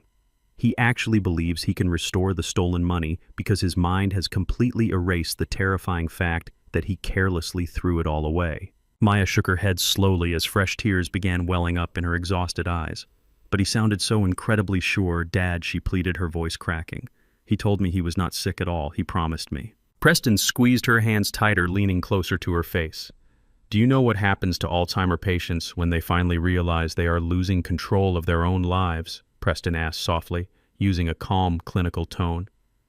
"They get incredibly angry. They get paranoid and delusional. They start blaming every single person around them for their own mistakes. He is going to tell you that I am lying to you. He is going to tell you that the professional doctors are lying. He might even become physically aggressive and dangerous. I am desperately trying to shield you from that ugliness, Maya. You need to focus all of your energy on your complex medical studies, not on managing a volatile old man who stubbornly refuses to accept his own tragic decline." Maya was too physically and mentally exhausted to fight back. She had spent the entire day surrounded by sick patients and complex medical diagnoses. When her father, a successful and wealthy man, used cold clinical terms to describe my fake condition, she slowly started to doubt her own instincts. Preston expertly played on her deep medical aspirations. He told her that as a future doctor, she needed to look at my situation objectively and scientifically, not emotionally. He said keeping me alone in my big empty house was a severe form of medical neglect. He painted a vivid, terrifying picture of me leaving the gas stove on and burning my house to the ground. He described a hypothetical scenario where I wandered out into the freezing Detroit winter in the middle of the night without a coat and froze to death on the sidewalk, I simply cannot carry the guilt if he ends up hurting himself or someone else, Preston whispered, letting a single perfectly executed fake tear fall down his cheek. I love my father, Maya. He was a strong, proud contractor. It breaks my heart to see him reduced to this confused state. That is exactly why I have to make the hardest decision of my entire life. I have to put him in a secure lockdown facility where he can be monitored around the clock by trained professionals. It is the only responsible thing a loving son can do. Maya finally broke down completely. She leaned against her father's shoulder and cried bitterly, surrendering entirely to the false reality he had so carefully and maliciously constructed. She nodded her head slowly, agreeing through her tears that I desperately needed professional psychiatric help. She honestly believed she was helping to save my life. She had absolutely no idea she was handing her father the final moral justification he needed to lock me away and steal her entire inheritance. Once Preston clearly saw that Maya had fully accepted the terrible lie, his entire demeanor shifted subtly. The fake sorrow instantly vanished from his eyes, replaced by a cold, calculating, practical energy. He reached into his pocket, pulled out a silk handkerchief, and gently wiped the tears from her face. "You are so incredibly strong, Maya," he said, standing up briskly from the velvet sofa. "I will handle all the difficult legal paperwork and deal with the facility doctors. You just focus on resting for your exams. But we have a very tight timeline we need to strictly adhere to." Preston continued, his voice returning to its normal, commanding corporate tone. "Your mother, Keisha, and I have been talking all afternoon. Keisha's parents, Richard and Evelyn, are flying in from Boston this coming weekend to spend the Thanksgiving holiday with us." Maya looked up, confused by the sudden jarring change in topic. "What does the Thanksgiving dinner have to do with Grandpa Dex?" she asked, wiping her eyes with the back of her hand. Preston straightened the collar of his cashmere sweater and looked down at his daughter with a gaze as hard and cold as solid stone. "You know exactly how your grandparents are, Maya. They expect absolute perfection in this house. They are bringing several of Richard's wealthy corporate partners to the dinner party to discuss some massive commercial real estate investments that my firm desperately needs to secure our future." I knew all about Richard and Evelyn. They were wealthy, snobbish socialites who had always looked down on my blue-collar Detroit roots. They hated the fact that their daughter married the son of a man who worked in an auto plant with grease under his fingernails. Preston had spent his entire marriage desperately trying to impress them and win their financial approval. "We simply cannot have him wandering around the house during a high-profile dinner party, making a crazy scene and embarrassing this family in front of important corporate investors," Preston said, his voice dripping with pure disgust. "Richard and Evelyn have never been comfortable around him, even when he was completely sane. His mental condition is far too unpredictable right now to risk exposing him to our guests. We are going to finalize his mandatory transfer to the lockdown facility before the weekend arrives. We are going to permanently resolve the embarrassing problem with your grandfather before the Thanksgiving turkey is even carved." I woke up long before the sun on Thanksgiving morning. The house was completely silent except for the low hum of the old furnace working hard against the freezing Detroit winter. I lay in my bed staring up at the ceiling. Today was supposed to be a day of gratitude. It was supposed to be a day where families gathered around large tables to give thanks for their blessings and their health. But in my family, the holiday had been completely poisoned. My only son was planning to use this day of giving thanks to finally erase me from his life. He thought he was going to carve the turkey, drink his expensive wine, and then casually hand me over to 2 medical orderlies waiting outside with a transport van. He thought today was the day he finally won. I pushed the heavy winter quilt aside and stood up. My joints ached from the cold, but my mind was sharper than it had been in 20 years. Today I was not an old man suffering from severe cognitive decline. Today I was a master contractor preparing to completely demolish a rotten building. I walked into the bathroom and turned on the hot water. I shaved my face with slow, deliberate strokes using the old straight razor my own father had given me 50 years ago. I watched my reflection in the foggy mirror. My eyes were clear and hard. I did not look like a victim. I looked like a man preparing to go to war. I walked into my bedroom and opened the large cedar closet. I bypassed the comfortable, thick sweaters and the worn flannel shirts I usually wore around the house. I reached all the way to the back and pulled out a heavy plastic garment bag. Inside was a custom-tailored 3-piece suit made of dark, charcoal gray wool. It was the exact suit I wore to my late wife's funeral. It was the suit I wore when I successfully negotiated my biggest commercial real estate contracts downtown. For a black man of my generation, putting on a suit like this was not just about looking nice. It was about commanding absolute respect in rooms where wealthy people desperately wanted to dismiss you. It was physical armor. I put on the crisp white shirt, buttoning it all the way to the collar. I slid my arms into the heavy wool jacket and adjusted the stiff cuffs. I looked at my scarred, calloused hands extending from the elegant tailored sleeves. It was the perfect combination of brutal physical labor and undeniable executive authority. I walked out of my bedroom and down the hallway to the kitchen. I made a pot of strong black coffee. The rich, bitter smell filled the empty house, bringing a strange sense of comfort. I poured a single cup and walked into the living room. The room was perfectly clean and highly organized. I had spent the previous night making sure every single piece of furniture was exactly where it belonged.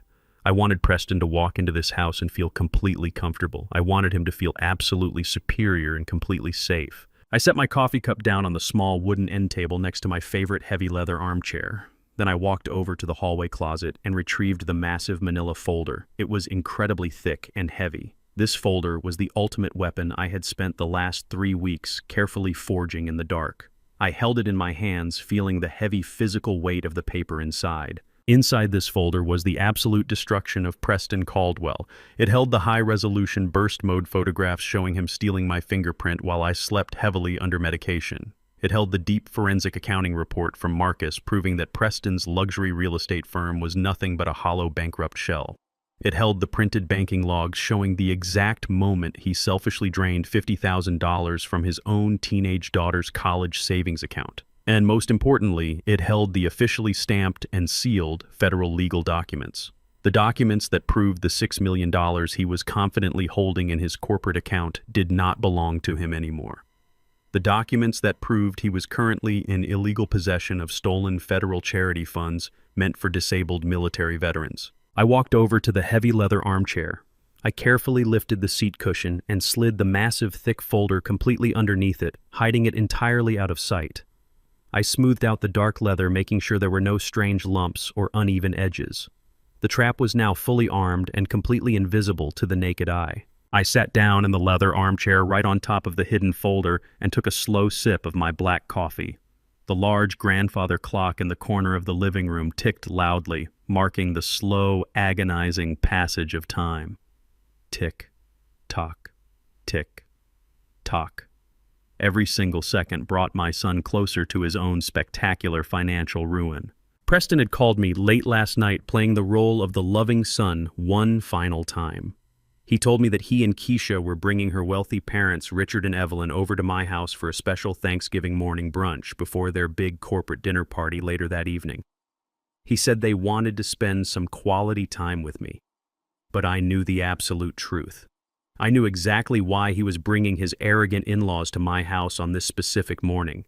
He wanted witnesses. He wanted Richard and Evelyn to see me acting confused and pathetic. He wanted them to watch the medical transport van arrive and forcibly take me away so he could play the tragic, heartbroken hero in front of his wealthy investors. He was using my planned destruction as a theatrical performance to secure his fragile social standing. I thought about Maya, my sweet, brilliant granddaughter.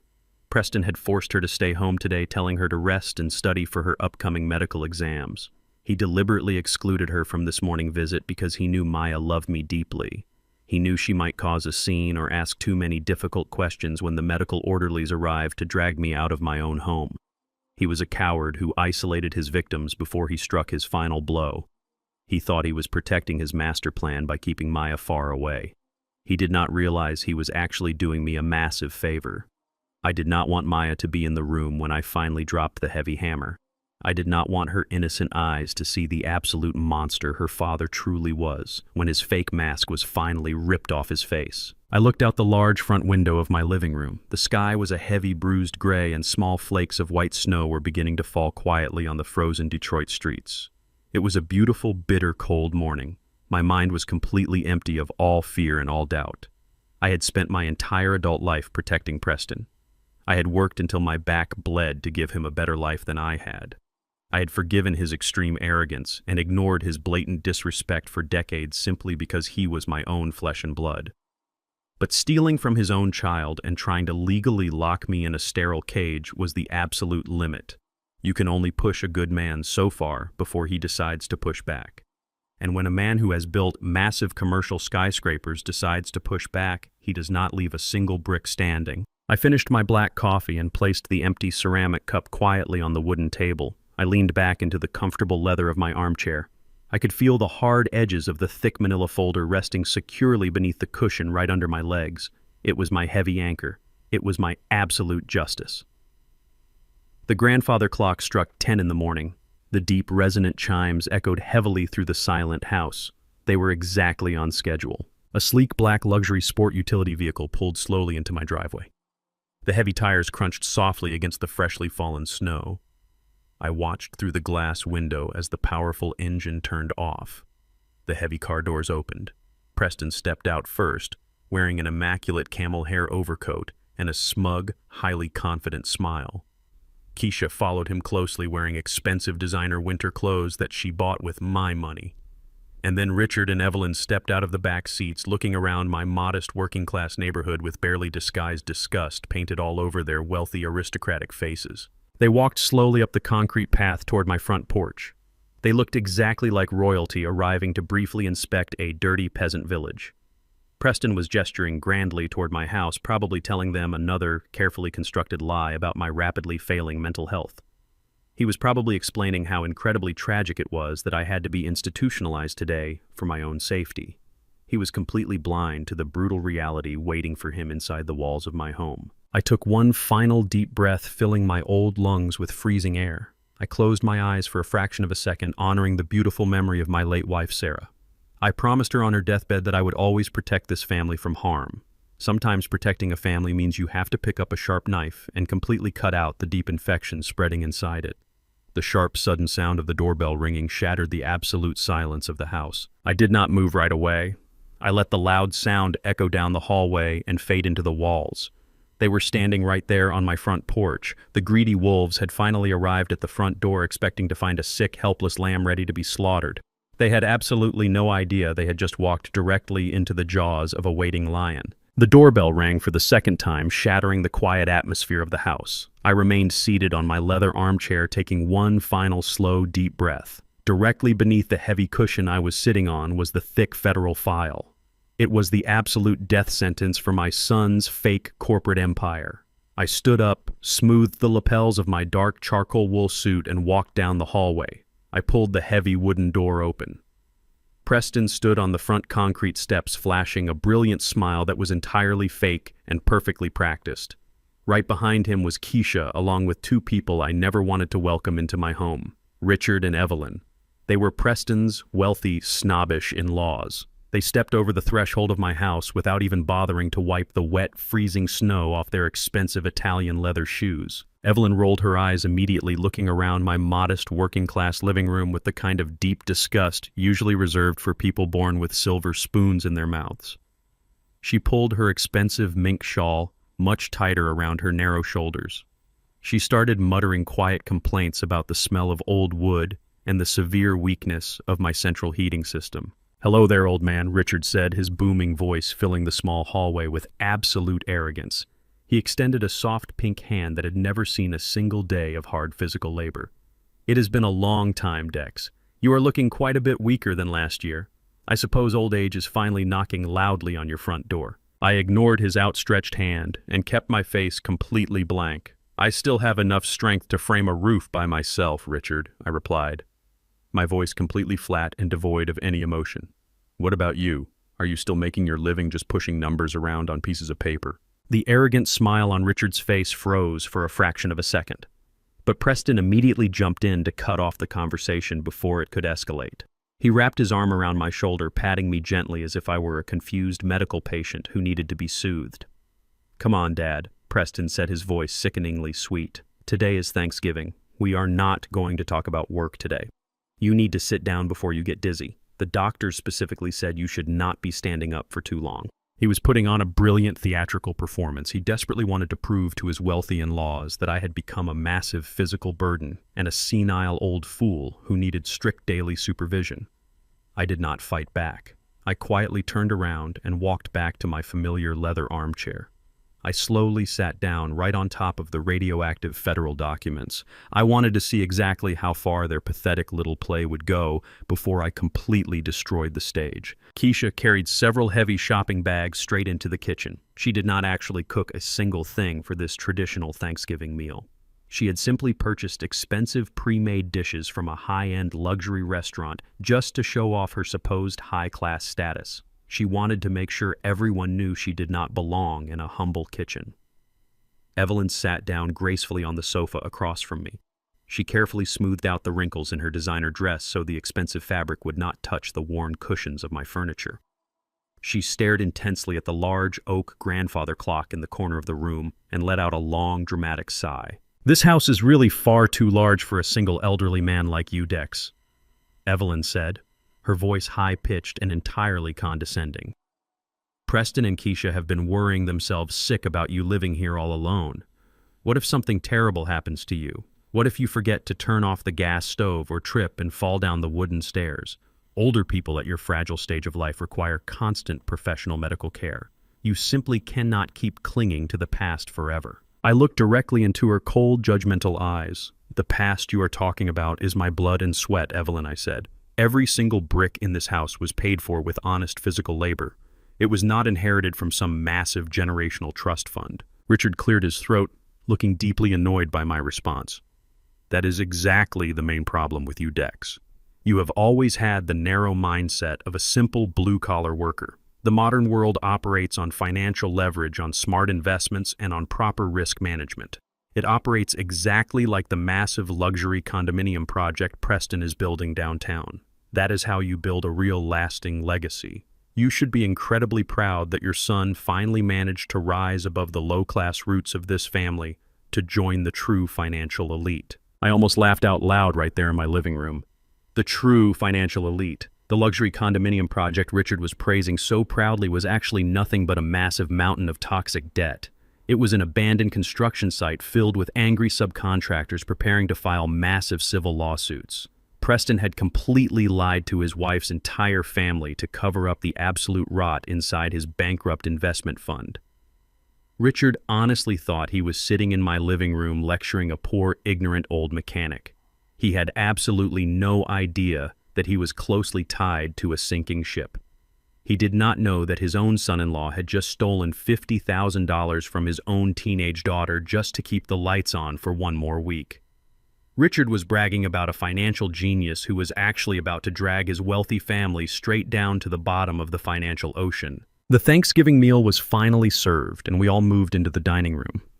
My simple pine dining table rarely had to endure such an incredibly suffocating atmosphere. The expensive catered food was placed on my old ceramic plates. Preston played the role of the perfect wealthy host, pouring the expensive bitter red wine he had brought from his personal cellar.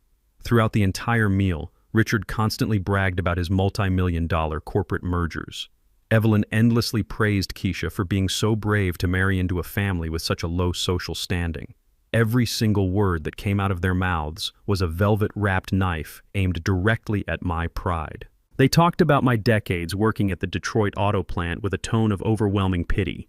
They spoke about manual laborers as if we were a lower species of human beings who desperately needed the charity of people who wore expensive tailored suits and sat in air-conditioned offices. I remained perfectly silent. My absolute silence was not submission or defeat. It was the intense, focused silence of a master hunter watching his arrogant prey wander blindly into a lethal trap. I chewed my food slowly, listening to the empty, hollow sound of their incredible vanity. Preston occasionally placed pieces of food on my plate, reminding me to chew my food slowly. He spoke to me exactly like a nurse speaking to a disabled child. He was deliberately building the narrative of my severe dementia right in front of his wealthy audience.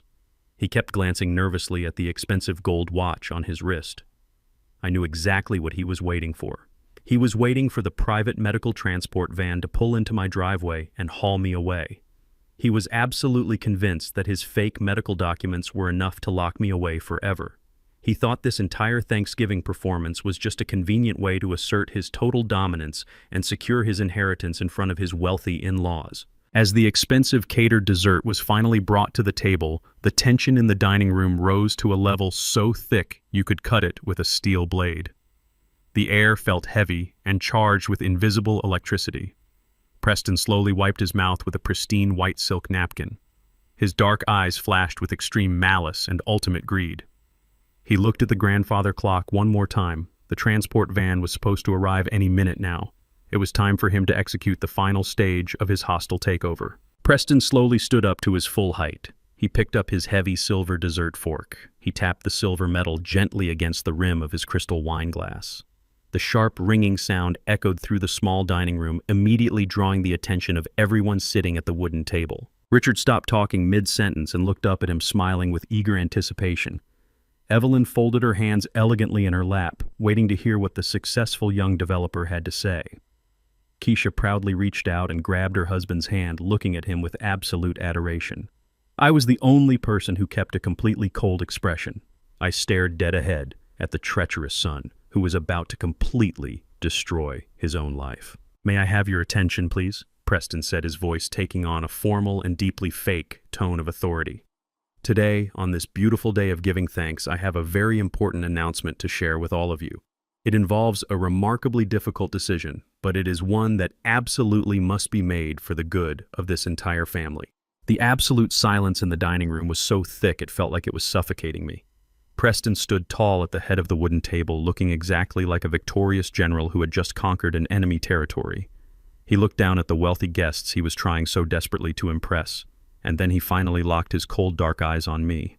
There was absolutely no warmth or hesitation in his gaze. He had been waiting for this exact moment for weeks. He was finally going to strip away my freedom and my entire legacy right in front of his arrogant in-laws. Preston cleared his throat, and the sound echoed sharply in the quiet room. He began to speak using a deep, perfectly modulated voice that sounded like a practiced politician delivering a tragic speech on television. He talked about the heavy burden of family responsibility and the deeply painful decisions a loving son must make when his elderly parent begins to fade away. He spun a pathetic web of lies, explaining how my cognitive decline had rapidly accelerated over the past few months. He completely fabricated stories about me, wandering aimlessly through my own house and forgetting the names of my own family members. He painted a terrifying picture of a confused old man who was a constant physical danger to himself and everyone around him. Richard and Evelyn sat at my table and listened to his toxic lies with expressions of deep theatrical sympathy. Evelyn actually clicked her tongue and shook her head, acting as if she felt genuine sorrow for my pathetic condition. She even pulled a silk handkerchief from her designer purse and dabbed at the corners of her dry eyes. Richard nodded continuously, praising his son-in-law for having the incredible courage to make such a difficult executive decision. They were entirely captivated by the brilliant performance Preston was giving. They honestly believed he was a dedicated son carrying a tragic burden. They had absolutely no idea they were applauding a ruthless predator who was hiding his massive financial crimes behind a wall of fake morality. Preston reached his manicured hand into the inner pocket of his tailored charcoal suit jacket. He slowly pulled out a thick folded stack of crisp legal papers. It was the exact medical power of attorney and the lockdown facility transfer order that he had forced me to sign with his heavy gold pen the night before. He held the documents up in the air, waving them gently as if they were a flag of absolute victory. Then he threw the heavy stack of papers onto my pine dining table. The sharp slapping sound of the paper hitting the wood shattered the fake, polite atmosphere of the room. Preston leaned forward, placing both of his hands flat on the table. The tragic loving son act completely vanished from his face, replaced by the cold, ruthless glare of a corporate executioner. "You need to pack your bags tonight, old man," Preston said, articulating every single word with brutal precision. "Tomorrow morning at exactly 8 o'clock, a private medical transport van is coming to this house. They are taking you to a highly secure lockdown facility in the northern suburbs. You will have round-the-clock medical supervision. You are completely incapable of taking care of yourself anymore, and I simply cannot allow you to be a liability to this family." He stood up straight again and turned toward his wealthy in-laws to deliver the second phase of his master plan. He confidently announced that the very moment the transport van took me away, he was going to contact a commercial real estate broker. He declared that he was putting my house on the market immediately. He told Richard and Evelyn that this working-class neighborhood had become far too dangerous, and that keeping the property was a massive waste of valuable equity. He claimed that the money from the sale of my house would go directly into a special fund to pay for my expensive medical care. But deep in my chest, I knew the absolute truth. He was going to use the money from my house to pay off his angry subcontractors. He was going to throw me out onto the street and sell the home I built with my late wife just to save his own miserable reputation. Evelyn immediately voiced her loud aristocratic approval. She stated that selling this rundown property in a blue-collar neighborhood was the smartest financial decision Preston had made all year. She muttered that holding onto a house in this zip code was an absolute insult to the high social standing of their family.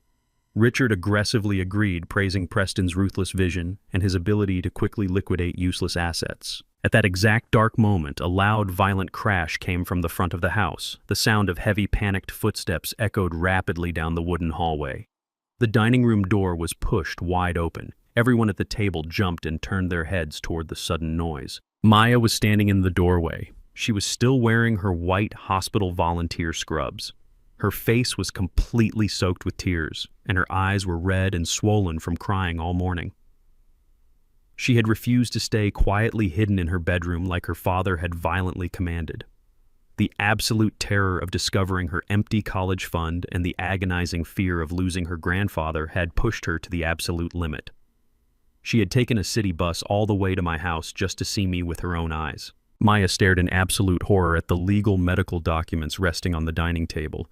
She had heard the end of her father's cruel speech. She had heard his plans to lock me in a sterile facility and sell the house I had loved my entire life. The deep emotional pain registered instantly on her young, innocent face. She took a few shaky steps into the dining room. "What the hell are you doing?" Dad, Maya cried out, her voice breaking into a desperate sob. "You cannot do this. You cannot throw Grandpa out of his own house. He is not sick. He is not losing his mind. I literally talked to him on the phone this morning, and he was perfectly fine." The sudden dramatic arrival of his teenage daughter completely ruined the perfect, sophisticated image Preston was trying to project to his wealthy in-laws. His face instantly turned dark red with boiling anger. The elegant corporate mask slipped entirely. He took 3 large aggressive steps toward Maya, grabbing her arm roughly and pulling her away from the table. "What kind of ridiculous stunt are you pulling?" "Maya," Preston hissed through his teeth, his voice dripping with pure venom. "I specifically told you to stay home and study for your medical exams. You are just a naive child. You have absolutely no idea how complex these adult medical issues are. Your grandfather's brain is physically dying, and he is a massive danger to himself and to us. You need to shut your mouth and accept the reality of the situation." Maya tried desperately to pull her arm away from his tight grip. She sobbed heavily, shaking her head back and forth, refusing to accept his toxic lies. Keisha quickly jumped up from her chair and rushed over to her daughter. She pulled Maya away from Preston and pushed her down into an empty wooden chair. Keisha's mother, Evelyn, scowled deeply, clearly disgusted by the loud emotional outburst ruining her expensive holiday meal. She decided to use her arrogant aristocratic authority to crush the poor girl. "You need to learn how to behave yourself properly, young lady," Evelyn said, her voice cold and sharp as glass. "You are interrupting a highly sophisticated family dinner and showing incredible disrespect to your father. He is making an incredibly painful sacrifice for the good of this entire family. You should be down on your knees thanking him instead of crying like a spoiled brat defending a senile old fool." Richard immediately joined the attack. He used his deep, booming business voice to lecture the terrified 16-year-old girl. He told Maya that human emotions were completely useless when dealing with serious financial and medical liabilities. He commanded her to stop being so incredibly weak and to look at the brutal facts of life. The entire Caldwell family formed a vicious circle of intimidation around my granddaughter. They used their loud voices, their aggressive authority, and their relentless psychological manipulation to completely break her spirit. They cornered her, forcing her to accept their corrupt version of reality. I sat perfectly still in my leather chair, watching this disgusting display of human cruelty unfold right in front of me. I watched the heavy tears fall down my granddaughter's face. I watched the absolute ruthless cowardice of my own flesh and blood. I watched the arrogant wealthy in-laws treating my family like garbage.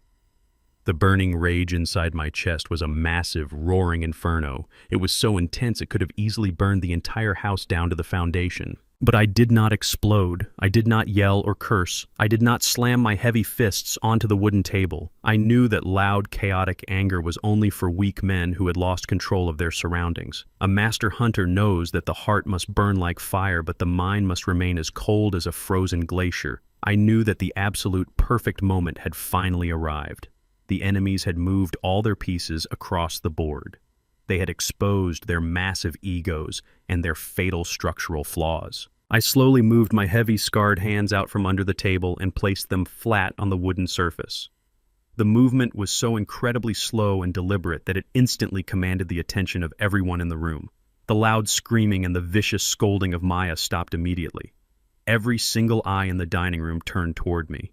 Preston smirked a highly victorious and arrogant smile. He crossed his arms over his chest, waiting patiently for me to beg for mercy. He was expecting me to cry and plead. He was expecting the broken surrender of an old, weak man who had finally realized he was entirely defeated. He wanted to enjoy his absolute victory. But I did not beg. My face was a mask of cold, hard stone. My dark eyes were deep and completely devoid of any fear.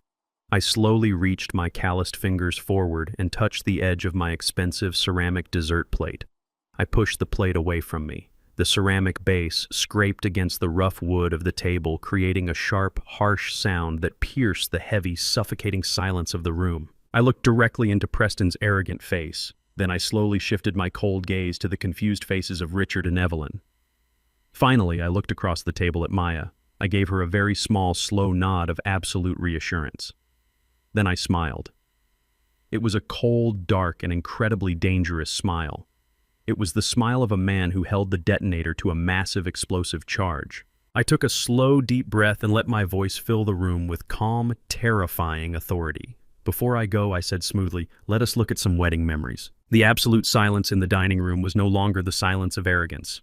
It was the heavy, terrifying silence of a massive bomb that had just been armed. I looked directly into Preston's eyes. The cold smile on my face did not change. I did not need to shout or scream to prove the absolute truth. I just needed to let the darkness expose exactly what it had been hiding. I gave a very small nod toward the closed kitchen door. The heavy wooden door slowly pushed open. Trey stepped into the dining room. The young photographer looked incredibly nervous, but his dark eyes were completely resolute. He was carrying a small digital projector and a sleek laptop computer. He did not say a single word to anyone at the table. He just walked quietly over to a small wooden side table in the corner of the room and began connecting the electronic devices. The sudden appearance of a complete stranger in the middle of a private family dinner caught all the wealthy guests completely off guard. Evelyn narrowed her eyes, looking Trey up and down with deep disgust, as if he were a common servant who had walked through the wrong door. Richard angrily demanded to know who this young black man was and why he was interrupting their sophisticated holiday meal. Preston looked equally confused and deeply threatened. He glared at me and then loudly ordered Trey to pack up his cheap equipment and get out of his house immediately. But Trey completely ignored their arrogant threats. He calmly finished plugging in the thick black cables and pressed the power button on the projector. A blinding beam of bright white light shot across the room and hit the massive empty wall directly behind Preston's chair. The elegant cream-colored wall instantly transformed into a giant movie screen. The first high-resolution photograph appeared on the wall, bright and incredibly sharp. It was the eerie green night vision image captured by my hidden security camera. The picture clearly showed me sleeping heavily in my bed with my medical breathing machine strapped securely to my face. And standing right next to the edge of my mattress was Preston. He was wearing the exact same expensive tailored suit he wore to his corporate dinners. His face was angled down, staring intently at my vulnerable sleeping body. The loud sound of shattering crystal broke the absolute silence. Keisha had just dropped her expensive wine glass straight onto the hardwood floor. Dark red wine splashed everywhere, completely ruining her designer shoes, but she did not even notice. She was staring blankly at the massive projection on the wall with her mouth wide open in pure shock. Richard and Evelyn instantly turned to stone in their wooden chairs. The arrogant superiority on their wealthy faces was completely wiped away, replaced by total, absolute horror. But the person suffering the most in this dining room was Maya. My sweet, innocent granddaughter brought both of her hands up to cover her mouth. Her large eyes were wide and filled with absolute terror. She was looking at a massive high-definition image of her perfect, successful father sneaking into her grandfather's bedroom in the dead of night like a common thief. Trey did not hesitate or wait for them to process the shock. He reached down and pressed the right arrow key on his laptop. The second photograph flashed onto the wall. In this frame, Preston was reaching into his inner suit pocket and pulling out my secure digital tablet. The tablet I used strictly to manage the $8 million family real estate trust. Trey pressed the key again. The third picture delivered the ultimate fatal blow to Preston's carefully constructed web of lies. Preston was holding the tablet firmly in one hand, and he was holding my scarred, heavy hand in his other hand. He was physically lifting my thumb while I was deeply unconscious from my heart medication. Nobody in the dining room dared to take a single breath. The air grew incredibly thick and suffocating with the dirty, brutal truth. They were witnessing the ultimate act of family betrayal. They were watching a son actively steal the biometric fingerprint of his own sleeping father. They were seeing a crime of absolute moral bankruptcy documented clearly in high definition. Trey clicked through the rest of the burst mode sequence without mercy. Preston pressing my thumb against the glass screen to bypass the biometric security lock. Preston frantically tapping on the financial applications. Preston using his own personal smartphone to take multiple pictures of my private bank accounts and master passwords. He was stealing Maya's future. He was stealing my life savings. He was stealing my independence just to pay off his massive fraudulent corporate debts. The final photograph appeared on the giant wall. Preston was standing over me using a small cloth to meticulously wipe my digital tablet clean. He was carefully erasing his own fingerprints to hide his crime. It was the calculated action of a cold-blooded professional criminal. Trey took his hands off the laptop keyboard, took one step back, and stood quietly against the wall with his arms crossed. His specific job was completely done. The blinding light of truth had finally destroyed the shadows. The entire dining room plunged into a horrifying, stunned silence. Maya was the first person to finally break. She started sobbing violently, her small shoulders shaking uncontrollably. She turned her head and looked directly at her father with an expression of pure, absolute disgust and deep, agonizing pain. Only a few hours ago, Preston had held her in his arms and told her that I was suffering from severe dementia. He had psychologically manipulated his own teenage daughter, making her honestly believe that her grandfather was a dangerous lunatic who wasted her college fund. But the massive green photographs glowing on the wall told the exact truth. There was no tragic mental illness. There was no sad Alzheimer diagnosis. There was only a cowardly thief wearing the expensive mask of a loving father. "What the hell did you do?" Dad Maya screamed, her voice breaking under the weight of her massive heartbreak. "You snuck into his bedroom to steal his fingerprint. You stole my $50,000 college fund and you blamed it on a sick old man.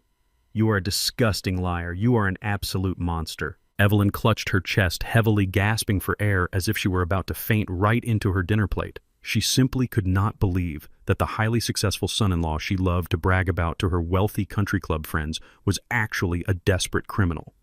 Richard glared at Preston, his face turning bright red with extreme anger and deep public humiliation.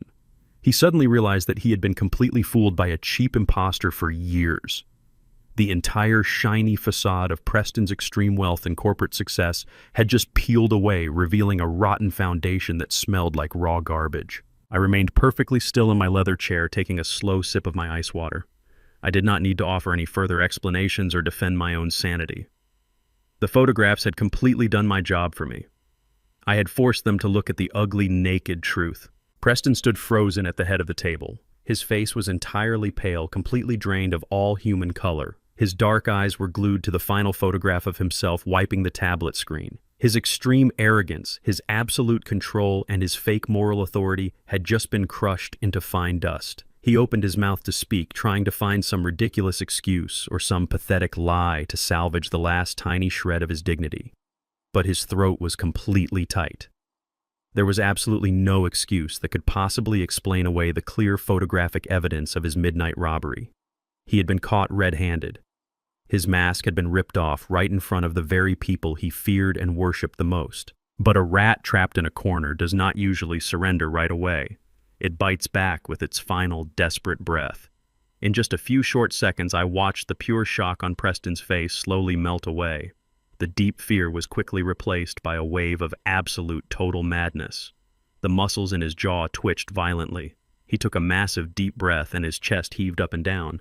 and then he started to laugh. It was not an apologetic laugh or a nervous chuckle. It was a dark, hollow sound that erupted from deep inside his throat and made the hair on the back of my neck stand up.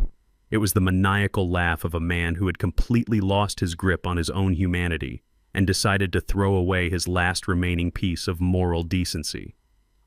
He laughed out loud, leaning his hands heavily on the wooden table and staring directly at me with wild, bloodshot eyes. Richard slammed his heavy fist down on the table, loudly demanding that Preston explain these incredibly disgusting images immediately. Keisha cried hysterically, asking her husband what kind of terrible things he had done behind her back. Maya backed away from the table, completely terrified by the crazy sound of her father's dark laughter.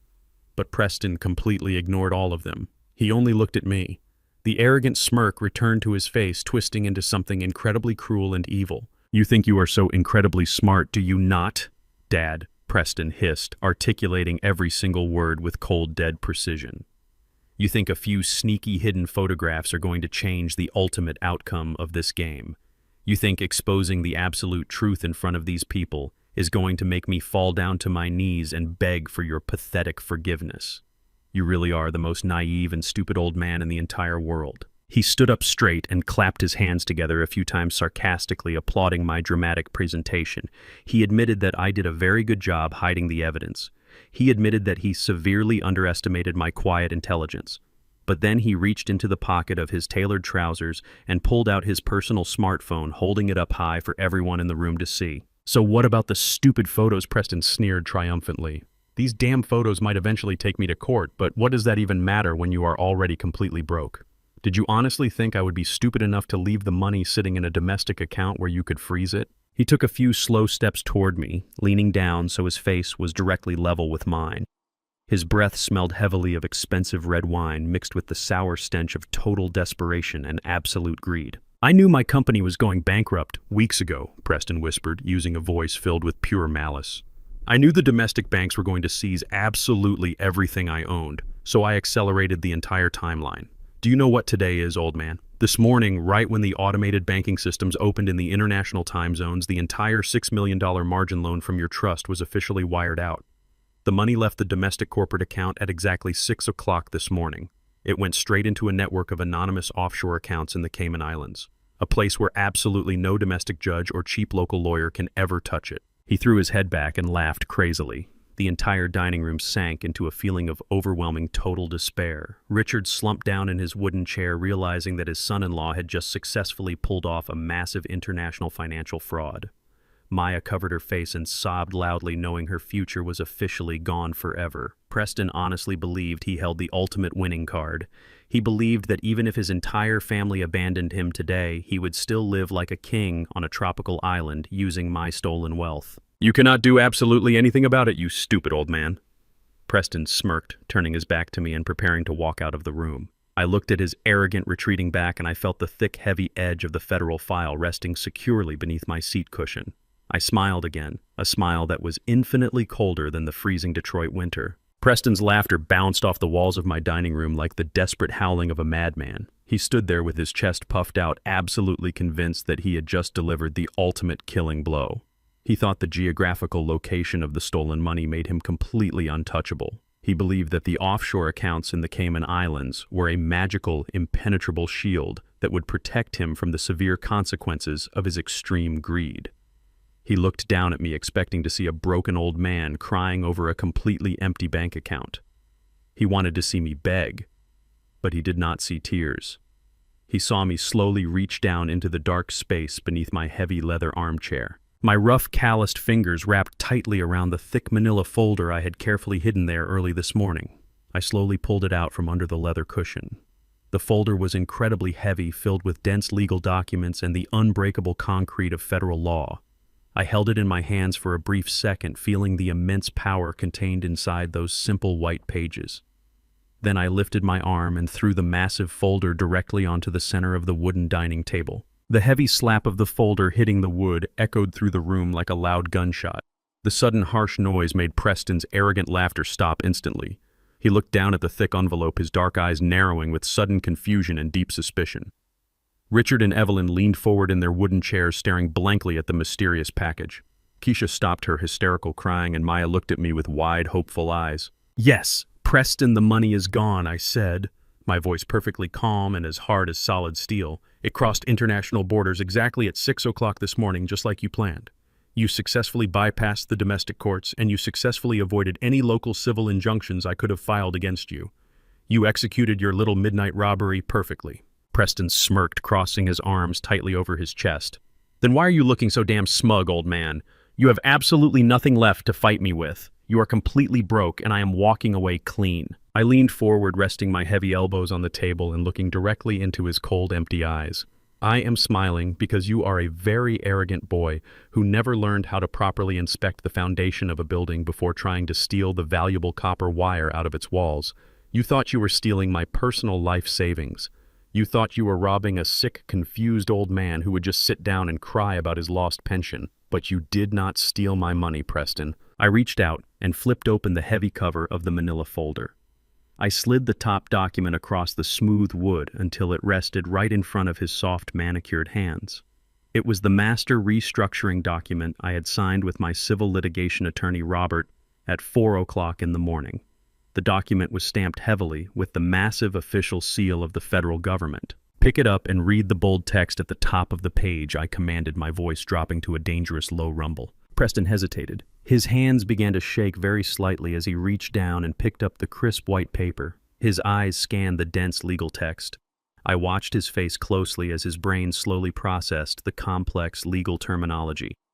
I watched the exact moment his entire fake world completely collapsed.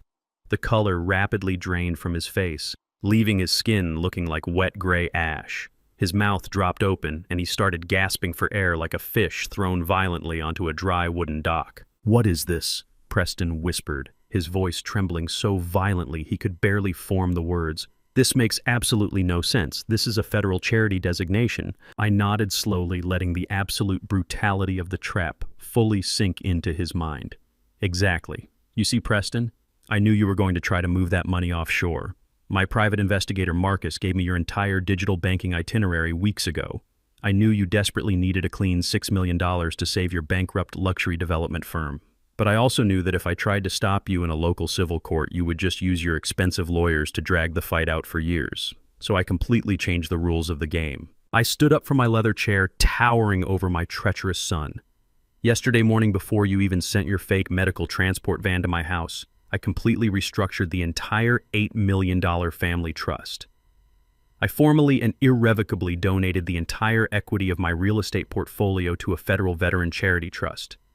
I legally designated those specific funds to be used exclusively for the medical care of disabled United States military veterans.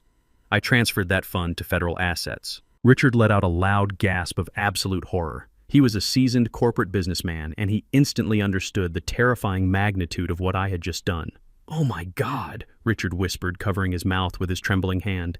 "He did not steal from a private citizen. He stole from the federal government," I said, finishing Richard's sentence with brutal finality.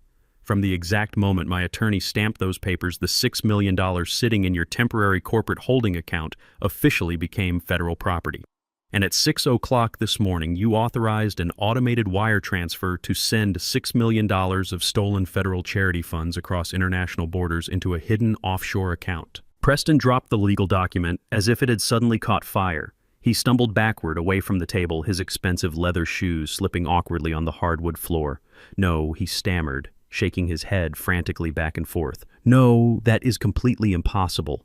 I had the medical power of attorney. I was the legal executor of the estate." "Your medical power of attorney was a cheap piece of local state paperwork," I replied, taking a slow, deliberate step toward him. "Federal charity law completely supersedes local probate courts. You have just committed federal wire fraud against the United States Department of the Treasury.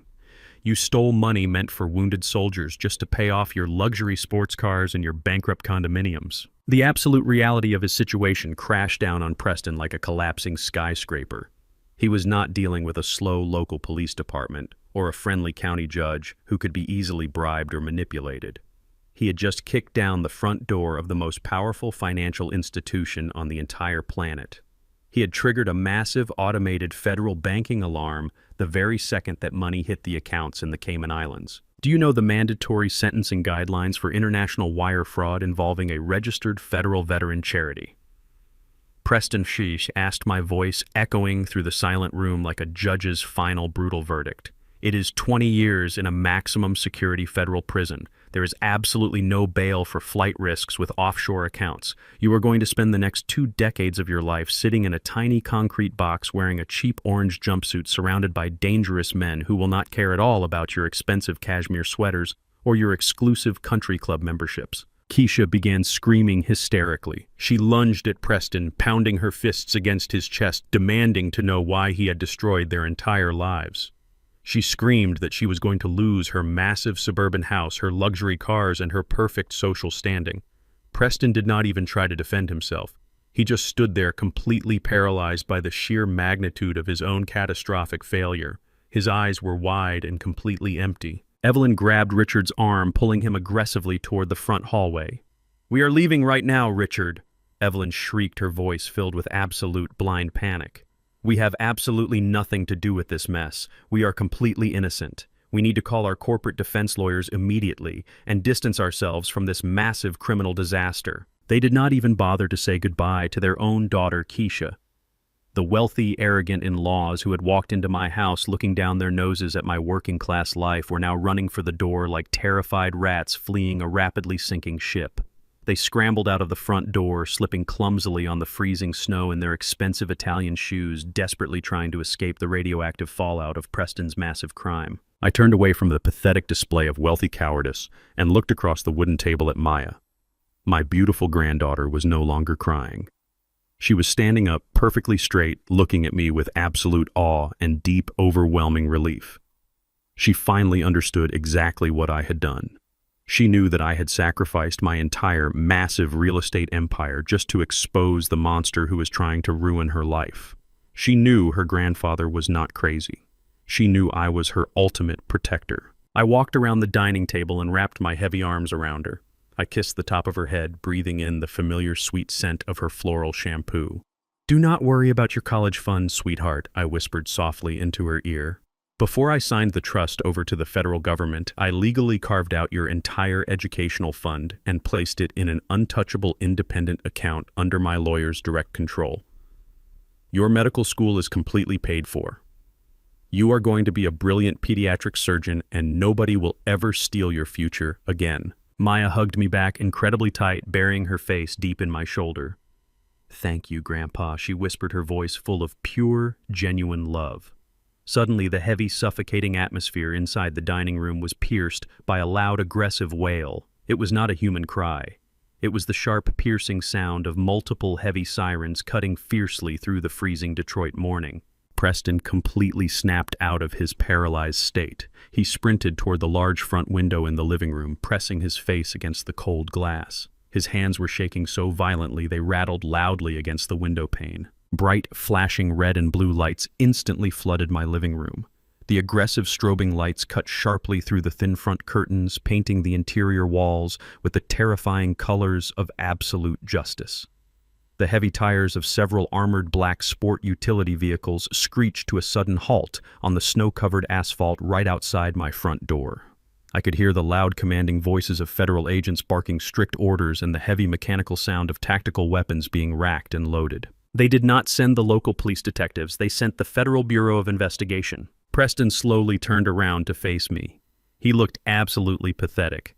His expensive tailored suit was violently wrinkled, his hair was a messy disaster, and his face was covered in a cold, terrified sweat. He fell heavily to his knees right in the middle of my living room floor, completely broken and entirely defeated. He finally realized that the old man he thought was a fool had just engineered his absolute destruction. "Checkmate," I said quietly, looking down at the man who used to be my son. The heavy wooden front door of my house did not just simply open. It was completely and violently breached. A massive, heavy steel battering ram smashed aggressively through the solid oak frame I had built and installed with my own 2 hands over 30 years ago. Large chunks of wood splintered and flew across the narrow hallway like dangerous shrapnel. I did not care about the severe physical damage to my property. As a master contractor, I learned a long time ago that you always have to break a few solid bricks if you want to completely fumigate a building that is deeply infested with rats. More than a dozen heavily armed federal agents wearing thick, dark green tactical vests and heavy combat helmets swarmed rapidly into my small living room. They moved with the brutal, calculated efficiency of a highly trained military strike unit. They carried heavy tactical rifles and shouted overlapping aggressive commands that literally shook the very foundation of my walls. "Get down on the ground right now. Show me your empty hands. Do not move a single muscle or we will use absolute force." The sheer overwhelming volume and sudden extreme violence of the federal raid instantly paralyzed every single person in the dining room except for me. I just stayed perfectly still in my comfortable leather chair with my heavy arms wrapped protectively around my sweet granddaughter Maya. I pressed her face gently into my thick wool shoulders so she would not have to look directly at the terrifying heavy weapons pointed at her father. Preston did not try to run away. He did not try to fight back or argue the law like the arrogant, wealthy corporate titan he pretended to be just 5 short minutes ago. The exact moment the heavy black boots of the federal agents hit the living room floor, his entire fake sophisticated persona completely dissolved into absolute pathetic cowardice. He dropped flat onto his stomach, pressing his expensive cheek directly against the cold hardwood floor. He threw his soft, manicured hands behind his head, interlacing his trembling fingers in an act of total surrender. "Please do not shoot me," Preston screamed, his voice cracking into a high-pitched, pathetic wail that sounded like a terrified child. "I am completely unarmed. I will cooperate with you. I will give you whatever you want. Just please do not shoot me." 2 massive federal agents immediately descended upon his prone body. They did not treat him with the gentle, polite respect he was so incredibly used to getting at his exclusive suburban country clubs. One heavy agent pressed a thick tactical knee firmly into the center of Preston's spine, pinning him completely flat against the wooden floorboards. The other federal agent forcefully grabbed his wrists, pulling his arms back at a deeply uncomfortable angle. The loud, sharp, metallic click of the heavy steel handcuffs snapping permanently shut around his wrists was the absolute most beautiful sound I had ever heard in my entire long life. It was the pure, undeniable sound of absolute final justice. They hauled him up roughly by the collar of his expensive tailored suit jacket, completely ignoring his pathetic, loud whimpering. But Preston was not the only arrogant rat caught in this massive federal trap today. Out in the front hallway, standing near the shattered remains of my oak door, Richard and Evelyn were aggressively pushed back inside the house by 3 more heavily armed agents. Richard was completely red in the face, puffing out his chest and desperately trying to use his booming executive business voice to intimidate the federal officers. "Do you have absolutely any idea who I am?" Richard yelled, waving his arms frantically in the air. "I am a highly respected corporate investor with deep political connections in this city. I have absolutely nothing to do with this pathetic excuse for a son-in-law. I demand that you let my wife and me leave this property immediately before I call my high-powered defense attorneys and have all of your badges taken away." The lead federal agent, a tall, highly intimidating man with cold gray eyes and a thick dark beard, walked slowly up to Richard. The agent did not shout or lose his temper. He simply pulled a folded white legal warrant from the pocket of his tactical vest and held it up to Richard's face. "Richard Caldwell," the agent said, his voice cutting cleanly through the chaotic room like a sharp steel knife.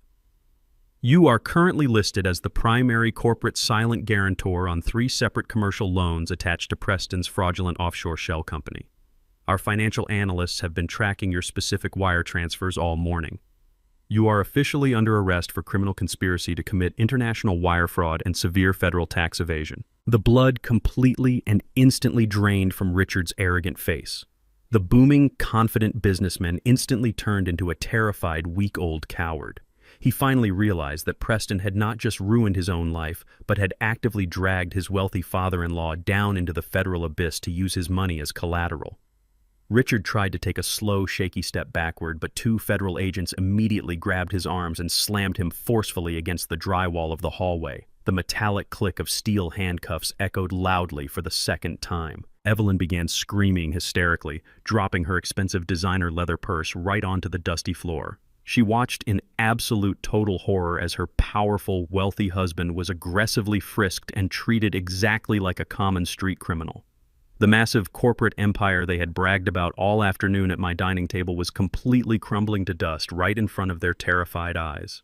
Keisha collapsed onto the floor, crying loudly as she watched both her husband and her father get permanently locked in federal chains. The tactical agents began forcefully pushing Preston toward the shattered front doorway. His expensive dark charcoal suit was completely ruined, covered in white drywall dust and pulled awkwardly around his shoulders. His face was entirely wet with terrified tears and heavy nervous sweat. As they dragged him roughly past the dining room table, he desperately dug his expensive shoes into the floor to stop his momentum. He locked his red, swollen eyes directly on Maya.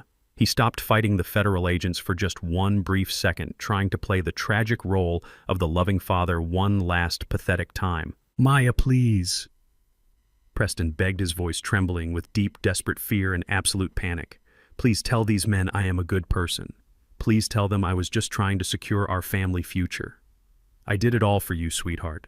Everything I did was for your medical school. Tell your grandfather to call his civil lawyers and make this massive misunderstanding stop. Please, Maya, help me." I looked down at my beautiful granddaughter. I did not say a single word to influence her. I kept my heavy hands resting gently on her shoulders and let her make her own absolute choice. She slowly pulled away from my protective embrace. She stood up incredibly straight, wiping the final wet tear from her dark eyes. She looked directly at the pathetic handcuffed man who had lied to her, manipulated her mind, and maliciously stolen her entire college fund just to save his own skin. She took 2 slow, confident steps toward him. Preston managed to form a weak, desperate smile on his face, honestly thinking his teenage daughter was going to comfort him and validate his terrible lies in front of the federal agents. Instead, Maya raised her right hand high in the air and brought it directly across his face with every single ounce of strength she possessed in her young body. The physical slap was incredibly loud and powerful. It echoed through the entire living room like a heavy crack of summer thunder. Preston stumbled sideways, completely stunned by the sheer brutal force of the physical blow from his own child. A bright red handprint instantly bloomed across his pale, sweaty cheek, marking him permanently with his ultimate failure. "You are not my father," Maya said, her voice absolutely cold and completely steady without a single hint of fear. "You are just a pathetic coward and a disgusting thief. I never want to see your face ever again for the rest of my life."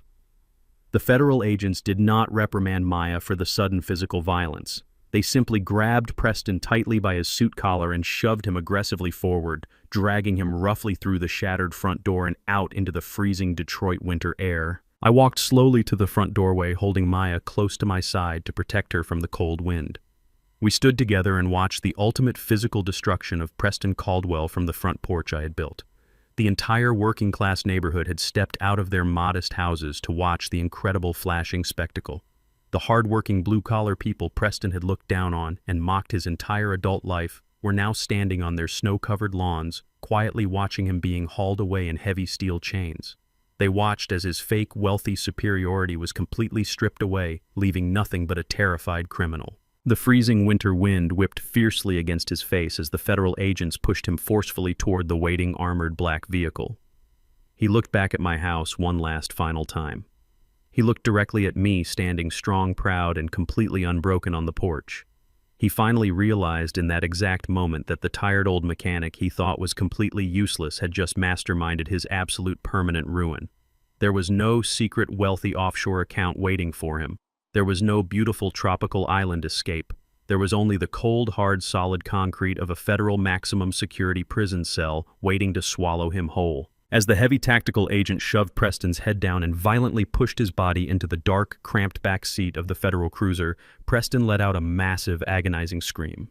It was a long, horrific screaming sound of total, absolute despair that tore violently through the freezing morning air. It was the pure, undeniable sound of a completely broken, arrogant man watching the heavy steel doors of his own self-made hell slam permanently shut forever. The flashing red and blue lights of the dozens of police cruisers shined brightly through the falling white snow, reflecting beautifully off the front windows of my house. I pulled my granddaughter close against my chest, wrapping my heavy winter coat around her shoulders, knowing with absolute certainty that we were finally completely safe and our true legacy was protected forever. The heavy winter snow that had covered the city of Detroit on the morning of the federal raid eventually melted away, leaving behind the clean, bright promise of early spring. The chaotic flashing lights and the loud, aggressive sirens had long faded from my quiet working-class street. But the massive shockwaves of that Thanksgiving morning were still tearing completely through the wealthy suburban neighborhoods. Federal justice does not move slowly like the local civil courts. Federal justice moves like a massive, unstoppable freight train. Within 48 hours of his dramatic arrest, Preston's face was plastered all over the local evening news broadcasts. He was no longer the highly successful corporate real estate developer wearing expensive custom-tailored suits. He was just another desperate criminal wearing a cheap bright orange prison jumpsuit, sitting behind thick bulletproof glass in a federal detention center. The presiding federal judge completely denied him bail. The judge looked directly at the detailed flight risk assessment, noting the anonymous offshore accounts in the Cayman Islands, and instantly ordered Preston to remain locked in maximum security until his formal trial. Preston tried to call me from the prison telephone 3 separate times during that first week. I never answered a single call. I simply let the phone ring until the automated system disconnected. He had absolutely nothing left to say that I ever needed to hear. He had made his choice in the dark while I was sleeping, and now he had to live with the brutal, permanent consequences of the bright daylight. The absolute destruction of his fake luxury empire happened with breathtaking speed. Keisha filed for divorce the very next morning, trying desperately to distance herself from the massive radioactive fallout of his federal wire fraud. She hired aggressive corporate divorce attorneys hoping to claim half of his assets before the government could take them. But she quickly discovered the terrifying truth that I already knew. There were absolutely no assets left to divide. Preston's entire corporate structure was a hollow, bankrupt shell. The massive suburban mansion, the imported luxury cars, and the expensive designer jewelry were all systematically seized by federal agents to help pay back his angry, defrauded investors. Keisha was forced to pack her expensive clothes into cheap cardboard boxes and move back into her parents' house completely stripped of her fake high-class status. But her parents, Richard and Evelyn, were fighting their own desperate battles for survival. The federal investigators did not believe Richard's loud, arrogant claims of complete innocence. Because his signature was legally attached to Preston's fraudulent shell companies, the Internal Revenue Service launched a massive, relentless audit into every single one of Richard's corporate accounts. The wealthy, arrogant in-laws who had walked into my humble home and looked down their noses at my working-class life were now spending hundreds of thousands of dollars on criminal defense lawyers just trying to stay out of federal prison themselves. The pristine social reputation they worshipped above all else was completely shattered forever. While their fake world burned to the ground, my real world finally began to heal. Maya moved out of that toxic suburban environment and came to stay with me in my quiet house. The deep emotional wounds her father had inflicted on her took time to heal, but we built our new relationship on a foundation of absolute undeniable truth. We spent our evenings sitting on the front porch, drinking warm tea and talking about her complex medical studies. I never hid anything from her again, and she never doubted my sanity or my unconditional love. The massive $50,000 college fund that Preston had maliciously stolen from her was gone forever. But it did not matter. Before I had signed my $8 million real estate portfolio over to the federal government, my attorney Robert had legally carved out a totally untouchable educational trust exclusively for Maya. The money was securely locked away, where no greedy relative or desperate corporate banker could ever reach it. Her future was completely guaranteed. When the acceptance letter from the Advanced Summer Pediatric Medical Program finally arrived in the mail, we celebrated in my kitchen with simple, honest joy.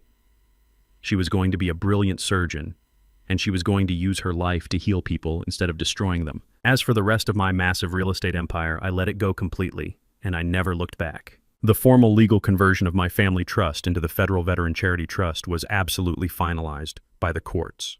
The remaining equity from the 14 commercial and residential properties I had built over my entire lifetime was successfully liquidated.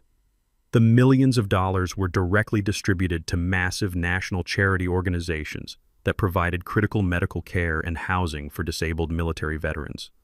I took the wealth I had built with my own 2 hands and I gave it back to the men and women who had actually bled for this country. But my work was not entirely finished. The horrifying experience with Preston opened my eyes to a very dark, terrifying reality.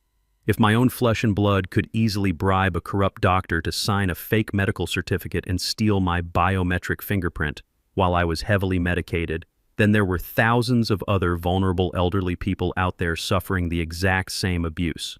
People who did not have my deep construction knowledge, people who did not have ruthless civil litigation attorneys on a secret retainer, people who simply surrendered to the greedy demands of their toxic children because they were too tired and too frightened to fight back. I took the small, modest pension I still had left from my 40 years at the auto plant, and I started a new local foundation right here in Detroit. I partnered directly with my private investigator Marcus and my attorney Robert.